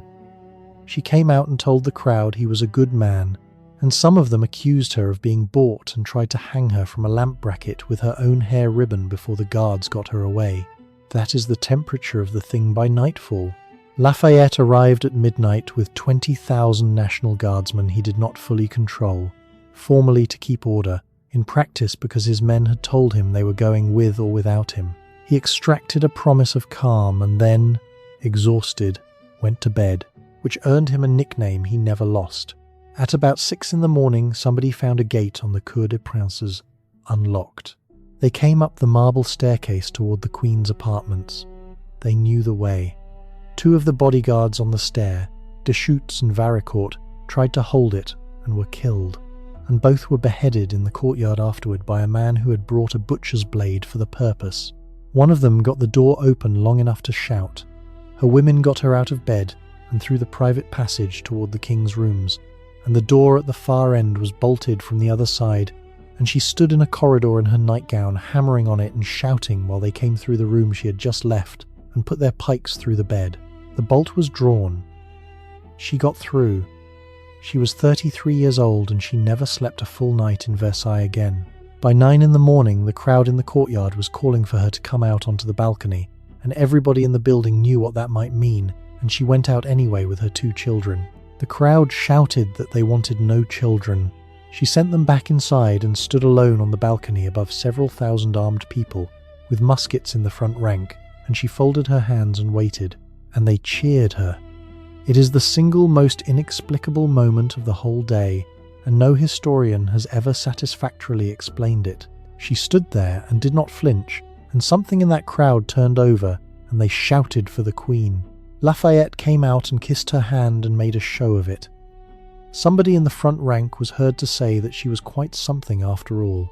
Then they went back to shouting for Paris, and by 1 in the afternoon the royal family was in a carriage, moving at walking pace toward the capital in a procession 6 hours long, escorted by the National Guard and by several thousand women singing, with loaves of bread stuck on the ends of their pikes. Ahead of the carriage, also on pikes, curled and powdered by a wig maker on the road for the occasion, were the heads of the 2 bodyguards from the staircase. The Tuileries had not housed a monarch since Louis XIV walked out of it as a young man and went to build something better in a swamp at Versailles. For 120 years it had been a kind of grand tenement. Court artists lived in it. Minor officials had apartments in it. Bits of it were storage. It was long, low and black with soot from the Paris chimneys, and when the royal family arrived on the evening of the 6th of October, 1789, after 6 hours on the road, there were no beds made up because nobody had believed until that morning that they were coming. The little Dauphin Louis Charles, who was 4, looked around the room he had been put in and said that everything was very ugly here. His mother told him that this was where Louis XIV had lived and that they must not be more difficult than he was. She was very good with him. She was good with him for the next 3 years, under conditions that got steadily worse, and it is one of the things about her that no amount of dislike can get around.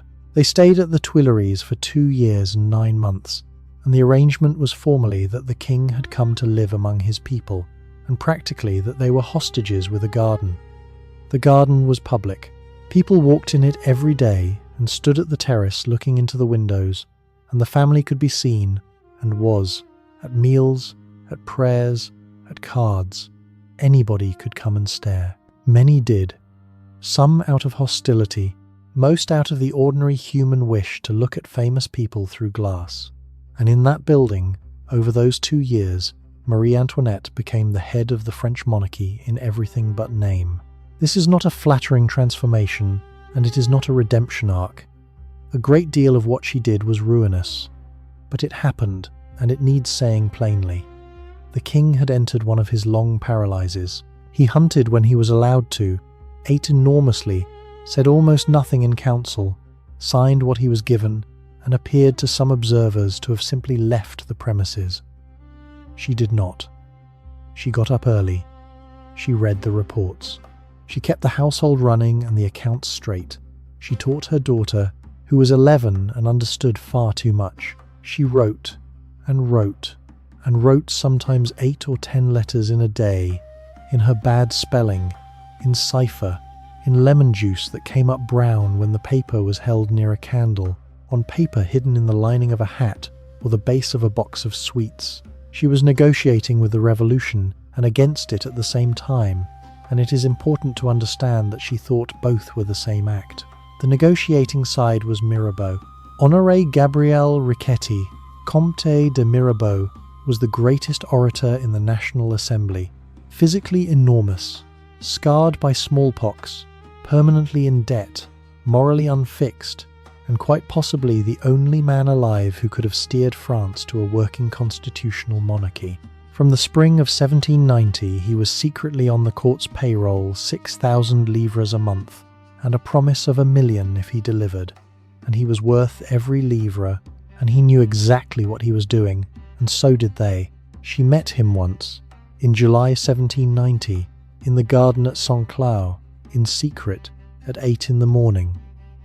He was the man who had described her in public as the only man the king had about him. She was the woman who had called him a monster. The interview lasted about 3/4 of an hour. She was courteous and specific and asked good questions, and he came out of that garden completely captivated, kissed her hand, and told his nephew afterward that the monarchy was saved. He wrote her memoranda for another 8 months, brilliant ones, laying out how to build a party, use the provinces against Paris, get the king out of the capital legally.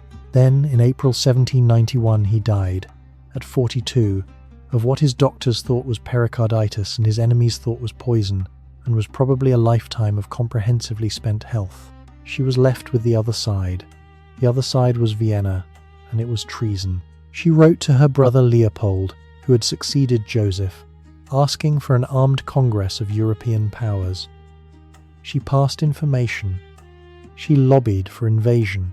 In her own mind there was no contradiction at all. France had been captured by a faction. Her husband was a prisoner, and to ask her family to free him was the plain duty of a wife. To the men who would eventually read those letters, she was a foreign national inside the seat of government, sending military and political intelligence to a hostile power in wartime, and there is no version of the law, then or now, in which that is anything other than what they said it was. Both things are true. That is the whole difficulty of her, and it does not resolve. Her instrument in all of it was Axel von Fersen. He was Swedish, a colonel in French service, the same age as her almost to the month, and he had first met her at a masked ball at the Paris Opera in 1774, when they were both 18, and she did not tell him who she was until she took the mask off. He went to America and fought at Yorktown. He came back. From the mid-1780s he was constantly in her orbit, and from 1790 he was in and out of the Tuileries under a false name, in disguise, running her correspondence. Were they lovers?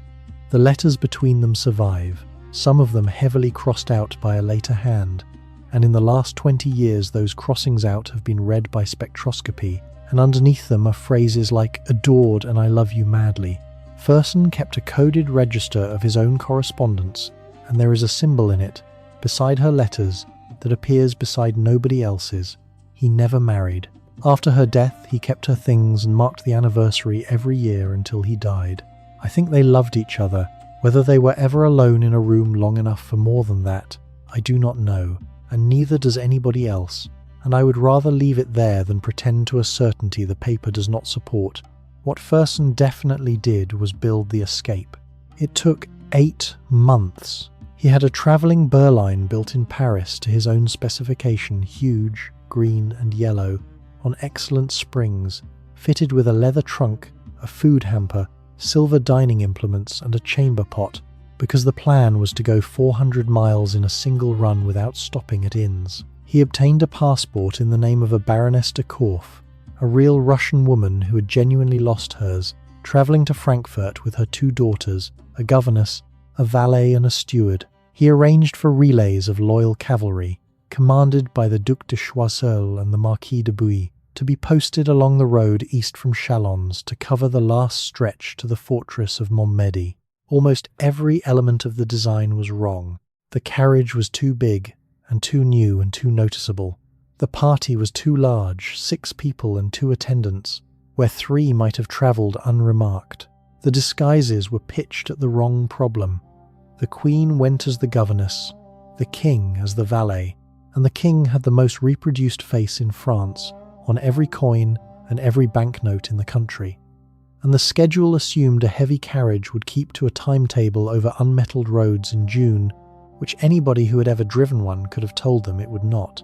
On the night of the 20th of June, 1791, they went. The Queen walked out of the Tuileries at about 10:30 with her daughter, in a plain grey dress and a wide hat, past a sentry, into a courtyard, and got briefly lost in the streets around the Louvre before finding the hired cab where Fersen was waiting on the box dressed as a coachman. The King came separately. Madame Elizabeth, his sister, came last with the little boy, who had been woken and dressed as a girl and told they were going to a fortress, and who was reported to have been delighted about it. Fersen drove them out of Paris himself and to the Berline waiting beyond the barrier, and there they parted, because a foreign officer in the carriage would have hanged all of them. They were 2 hours behind schedule before they cleared the suburbs, and they never got the time back. They lost more at every stage. They got out and walked up a hill to spare the horses. They stopped for a meal. The King, who had begun the day terrified and was now enjoying himself enormously, got out at a post house and talked to people about the crops. At Saint-Ménehould, hours late, the cavalry detachment had been standing about the town so long that the inhabitants had become suspicious of them, and they had withdrawn. And the local postmaster, Jean-Baptiste Drouet, a former dragoon and an ardent patriot, looked at the large green Berline changing horses in his yard, and at the heavy-set steward inside it, and then at an assignat in his pocket with the King's profile engraved on it. He waited until they had gone. Then he took a horse and rode cross-country through the woods to cut ahead of them. They came into Varennes a little after 11 at night. There was supposed to be a relay of horses there. There was not. The arrangements had failed and the fresh teams were on the far side of the town. The carriage stopped under an archway by the church while the postilions argued. Drouet had arrived a quarter of an hour earlier. He had woken the town's procurator, a grocer named Sauce, and had a cart overturned on the bridge, and roused the National Guard, and by the time anybody in the carriage understood what was happening, there were armed men at the doors. They were taken to Sauce's shop and up to the rooms above it, and for several hours in that small house it hung in the balance. The local men were not certain, and were frightened of being wrong, and did not want to be the town that arrested the King of France. Sauce's wife is supposed to have said to the Queen that she was sorry, but that she loved her king and she loved her country too. The King finally admitted who he was. He said that they had not been leaving France, only going to a place where he could be free, and he embraced Sauce, and Sauce wept, and it made no difference. The church bells were rung. By dawn there were several thousand armed men from the surrounding villages in the town, and 2 commissioners had arrived from the assembly with an order. The journey back took 4 days in June heat, with the dust rising off the road in a wall. They travelled surrounded by an escort that grew until it was estimated at 30,000 people on foot. The Queen sat with the sun coming through the window on her face. People climbed on the carriage steps to look in at them. Nobody removed a hat. An order had gone out along the route that any man who saluted the King would be beaten and any man who insulted him would be hanged, and the crowds obeyed it exactly, which produced a silence more frightening than shouting. At Epinay they were nearly torn out of the carriage. Near Dormans, a nobleman who rode up to salute was pulled from his horse and killed on the road in front of them, and she talked, for 4 days, to the man sitting opposite her, because there was nothing else to do. Antoine Barnave was 29, a lawyer from Grenoble, one of the 3 commissioners sent to bring them back, and one of the most effective radical orators in France. He had said in the assembly about a lynching that the blood spilled had not been so pure. He expected to escort a monster. He spent 4 days in a hot carriage with a woman who was polite to him, who held her son on her lap, who asked him questions about the Constitution and listened to the answers, and who at one point noticed that he had been unable to eat and quietly saw to it that he did. By the time they reached Paris, he had changed sides. He became, secretly, her advisor for the next year, writing her drafts, telling her what the assembly would accept, begging her to break with Vienna and commit publicly to the Constitution. She took his advice on tactics and ignored it entirely on substance. She was writing to Mercy at the same time describing Barnave's counsel as useful and his principles as absurd. He went to the guillotine in November 1793, 4 weeks after her, at 32. Some of his letters to her were found in the iron chest. They came into Paris on the 25th of June through streets lined with 100,000 silent people wearing their hats, and the National Guard reversed their muskets as at a funeral. Somewhere in those 4 days, or in the weeks just after, her hair went white. It did not happen in a night, whatever the legend says, but the change was fast enough that the people around her remarked on it. She had it cut and sent a lock of it to a friend with a note, whitened by sorrow. She was 35. France declared war on Austria on the 20th of April, 1792, and the Queen of France passed the French order of battle to the enemy inside a month. There is no softening it, and I am not going to try. She sent the plan for the Belgian offensive to Mercy. She believed the French armies deserved to lose because a defeat would bring the Allied powers to Paris and free her family. And she said as much in writing. Men died in the field because of information she sent. Whatever else is arguable about her, that is not. And it did not work, which is the second thing. The Duke of Brunswick, commanding the Prussian and Austrian armies, issued a manifesto in July, drafted in consultation with royalist émigrés, and Fersen had a hand in it, promising that if the royal family were harmed, Paris would be subjected to a military execution and total ruin. It was intended to frighten Paris into protecting them. It arrived in the city on the 3rd of August, and it did the exact opposite, because it proved to every reader that the king and queen were the reason a foreign army was coming, and that the enemy considered them assets. It was the single most effective piece of Republican propaganda ever produced, and it was written by their own side. 7 days later, the Tuileries was stormed. The 10th of August, 1792, began before dawn with the tocsin ringing across the city. The Queen had not slept. She had spent the night walking the palace, and she had wanted the king to go out to the loyal battalions in the courtyard and show himself. And he did, at about 5 in the morning, in a plum-coloured coat, with his hair flat from the pillow, and the National Guard units in the yard began shouting for the nation instead of for him. He came back inside and said nothing. She said afterward that all was lost, that the review had done more harm than good. At about 8, on the advice of the department officials, the family walked out of the palace across the garden to the assembly to place themselves under its protection. The leaves had come down early that year, and the boy kicked through them. They were put in a stenographer's box behind the president's chair, a space about 10 feet by 6, with an iron grill, and they sat in it for the next 16 hours in August heat, while the assembly formally deposed them. And while they sat there, the palace they had walked out of was taken. The Swiss Guard, about 900 professional soldiers, held the courtyard and the staircases. Somebody fired. The fighting went through the staterooms and the chapel and the gardens, and it was over inside an hour. The king, from the box in the assembly, sent a written order to cease fire, and it reached them, and they obeyed it, and they were killed where they stood. Around 600 died. Some were cut down in the Tuileries gardens trying to surrender. Some were taken to the Hôtel de Ville and killed there. The bodies were stripped and left in the garden, and it was hot, and the smell reached the assembly. At the end of that day, the monarchy of France, in an unbroken line for 800 years, was finished. They were taken to the temple. The temple had been the Paris fortress of the Knights Templar in the Middle Ages, and what remained was a square keep of grey stone with 4 corner turrets and walls that were 9 feet thick in places. They were put in the small tower first, and then, as the fittings were completed, in the great one, the king on one floor, the women and children on another, with guards on the stairs and commissioners of the commune sitting in the rooms with them in shifts. And life in there was, for a few months, almost bearable, which is the strangest fact in this whole story. They had books, they had a garden walk, the king taught his son Latin and geography, and the 2 of them did arithmetic together on a slate. The boy was 7 and quick. The Queen and Madame Elizabeth and Marie Theresa sewed and did tapestry work and read aloud.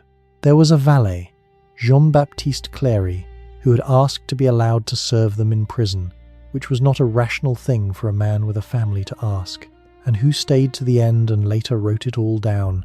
He shaved the king, dressed the boy, smuggled in newspapers by arrangement with a friendly sentry, and worked out a system of coughing signals to warn them who was on the stair. They ate together. They played backgammon. It was, for a season, the only period of ordinary domestic life the 4 of them ever had, and it took a fortress to produce it. Then September. By the beginning of that month, the Prussians had taken Longwy and Verdun, and the road to Paris was open, and the city convinced itself that the prisons were full of counter-revolutionaries waiting to break out and cut throats from behind.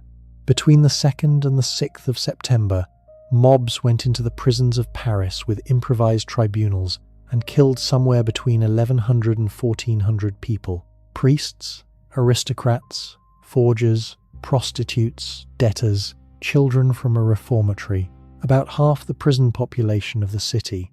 Among them was the Princesse de Lamballe. She had been in England when the trouble started, and she had come back, voluntarily, because the Queen was in danger. She was taken from the Temple to La Force prison at the end of August. On the 3rd of September, she was brought before a table in a courtyard and asked to swear an oath of hatred against the King and Queen, and she refused. She was pushed out of a door into the street and killed there, and what was done to her body afterward is not something I am going to describe in detail on a channel people fall asleep to. Her head was cut off, taken to a wig-maker's shop to be dressed and powdered, and carried on a pike to the Temple. There was a noise in the street below the tower. The commissioners in the room went to the window and came back and tried to keep the family away from it. One of the guards, a decent man, put himself in front of the glass. Somebody outside was shouting that they should show themselves. The Queen asked what was happening, and a commissioner told her, because she would not stop asking, that they wanted to show her the head of Lamballe. She fainted. It is the only time in her entire recorded life that she is known to have lost consciousness from shock. She was 36 years old, and she had one friend left in the world outside that building, and they had just carried her past the window on a stick. After that, it was arithmetic. An iron chest was found at the Tuileries in November, built into a wall, containing the king's correspondence, Mirabeau's payments, the letters to foreign courts, enough to hang him 3 times. He was brought before the convention on the 11th of December. He conducted himself well. Everyone agreed on that. He denied what he could and stayed calm, and it was never going to matter. The vote on guilt was unanimous among those voting. The vote on the penalty, on the 16th of January, 1793, went to death by a margin of 361 to 360, and among those voting for it was his cousin Orleans, who had renamed himself Philippe Égalité and who would be guillotined himself before the year was out. They let the family see him on the evening of the 20th of January, in the dining room of the tower, with the door shut but the glass panel uncovered so the guards could watch. Cléry, who was in the room, said the sound they made when the door opened could be heard through the building. It lasted about an hour and 3/4. The little boy stood between his father's knees. The king made his sons swear not to avenge his death. He told them he would see them in the morning at 8 o'clock. He did not send for them in the morning. He asked Cléry to tell them that he could not bear it, and that he was sparing them. He was executed at 10:10 on the 21st of January in the Place de la Révolution. In the tower they heard the drums, and then, later, the shouting from a mile away that told them it was done. The Queen asked to go to her room, and then she did something that the people who witnessed it remembered for the rest of their lives. She turned to her son, who was 8 years old and standing in the middle of the room in a black coat, and she made him the deep, formal reverence owed to the King of France. She was, in her own reckoning, and in that of half of Europe, standing in front of Louis XVII. After that she stopped. That is the only word for it. She was 37, and she was ill, heavy, continuous hemorrhaging that had gone on for years and had got much worse, probably a uterine tumour in a damp stone building in winter. She would not go out for the daily walk because the route went past the door of her husband's old room. She sat. She stopped eating properly. Her daughter, who was 14 and watching all this, wrote later that her mother no longer had any hope in her heart and that she did not distinguish between life and death. The one thing that still worked was the boy, which is why, on the 3rd of July, 1793, at 10 at night, 6 commissioners came up the stairs with an order of the Committee of Public Safety separating the child from his family. He was to be given a republican education. The man appointed to it was Antoine Simon, a cobbler, a member of the Commune, not the ogre of legend, and not remotely equipped for what he had been given. She put herself between them and the bed, and she would not move for an hour. She argued, and then she begged, and then she told them they would have to kill her first, and they told her they would kill the child instead if she did not stand aside. Her daughter and her sister-in-law had to help get the boy dressed because she could not do it and would not let anyone else near him, and then he was taken down the stairs. He was 2 floors below her for the next several months. She used to go to a gap on the staircase where, if she stood at a certain angle at a certain hour, she could see him for a few seconds when he was taken out to the tower walk. The guards knew she did it and mostly let her. At the beginning of August, they came for her too. She was moved at 2 in the morning to the conciergerie, the prison attached to the Palais de Justice on the island in the middle of the Seine, which everybody in Paris called the antechamber. She was prisoner number 280. Her cell had been partitioned out of the dispensary. Stone floor, a camp bed, a straw mattress, a table, 2 chairs, a screen, and 2 gendarmes inside the room with her at all hours. Day and night, for the next 76 days. A young servant of the prison named Rosalie Lamorlière was assigned to her, and Rosalie's account, given decades afterward, is where most of what we know about those weeks comes from. She said the Queen was quiet and undemanding, that she ate almost nothing, that she asked to be allowed to keep the fragments of her son's hair, that she wore her black mourning dress until it went to pieces, and then a plain white one, and that she used the pins from her hair to hold it together because she was not allowed a needle. In September there was one last hope, and it was a bad one. A royalist called Rougeville got in with a prison inspector and dropped a carnation on the floor of her cell with a note rolled inside it. The plan was for her to be walked out through bribed guards. She replied by pricking answers into a scrap of paper with a pin.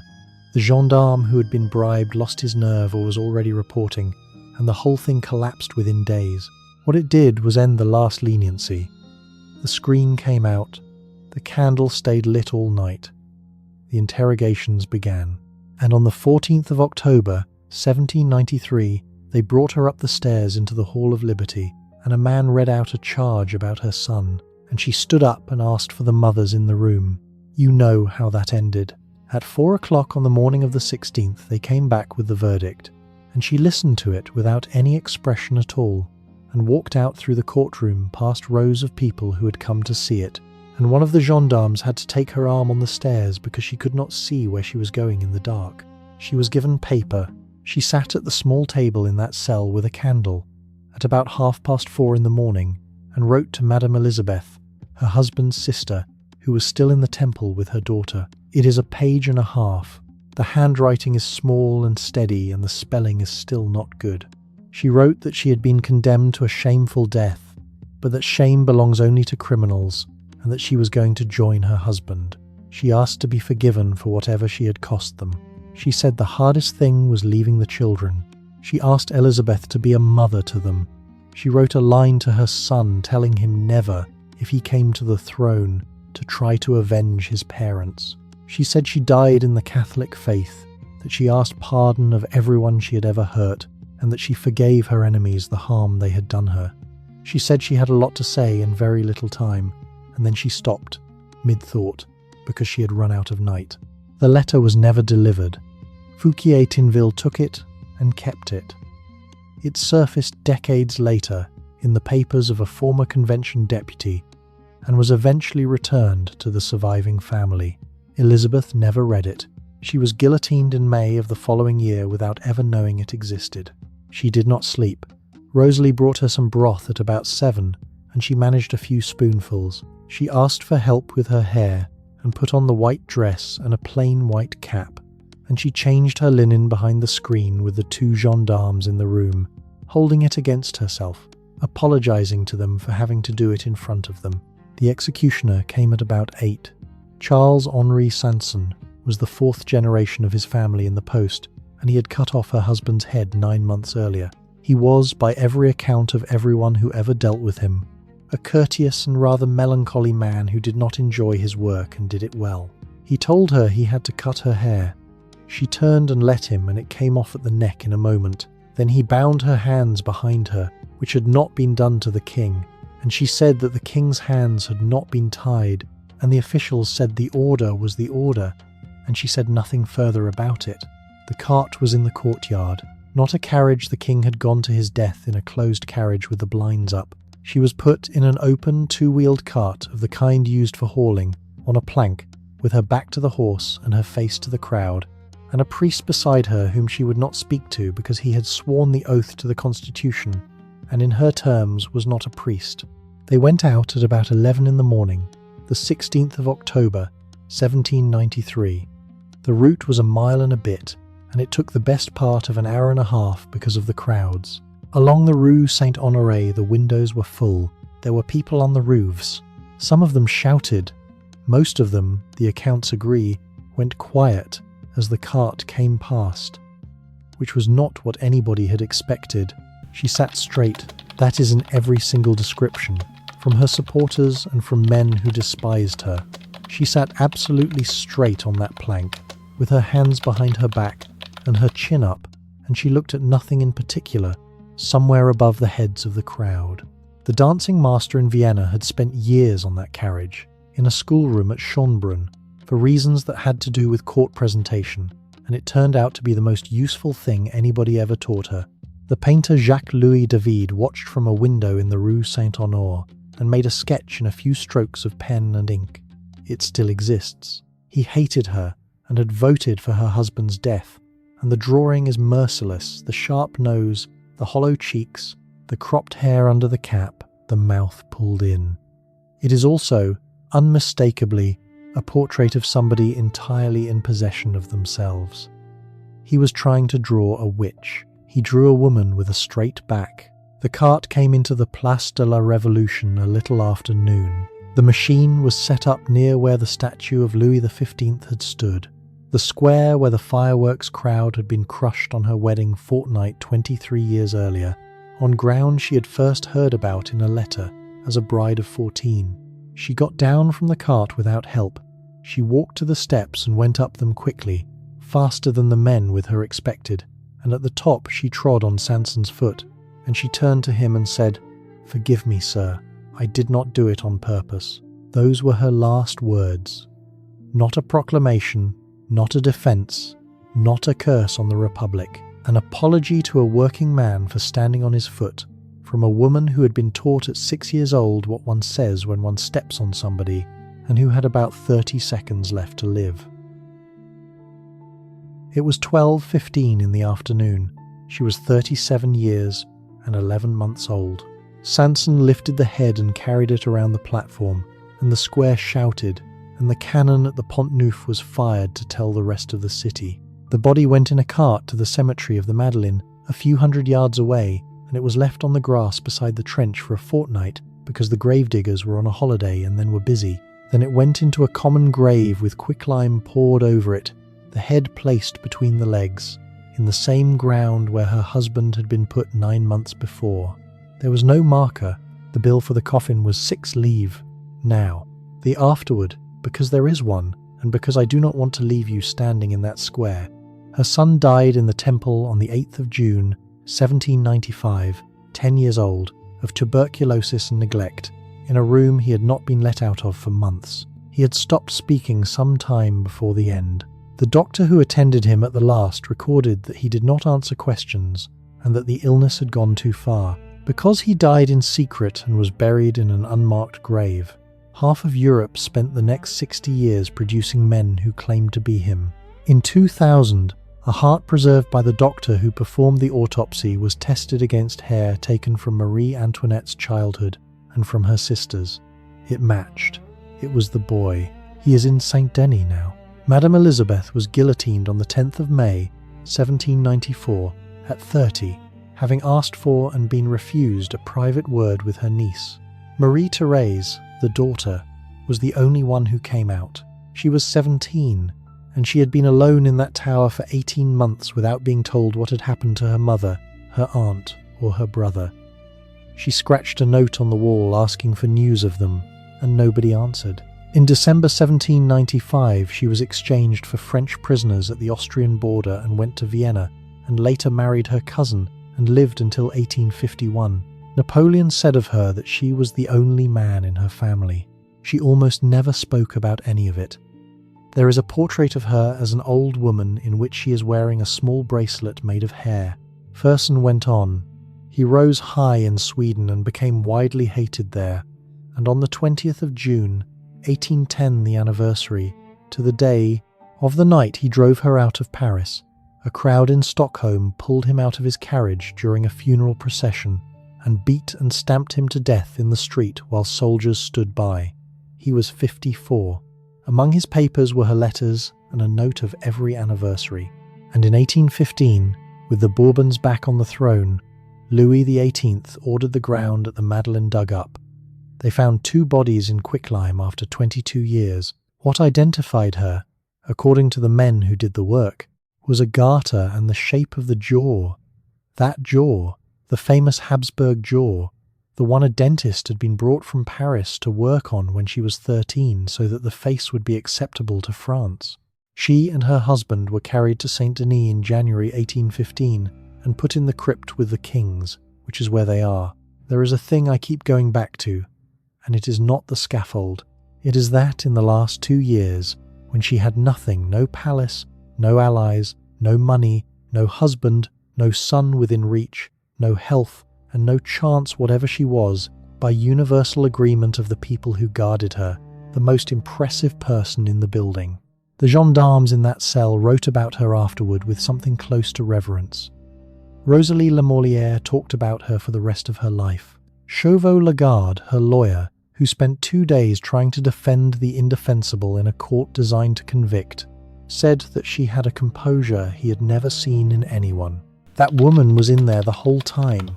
Nobody had ever required her to come out. She was a girl who was pretty and charming and got everything wrong, and she was given a continent to hold up at 14, and nobody ever taught her anything useful, and by the time anybody needed her to be equal to it, she had already made every mistake there was.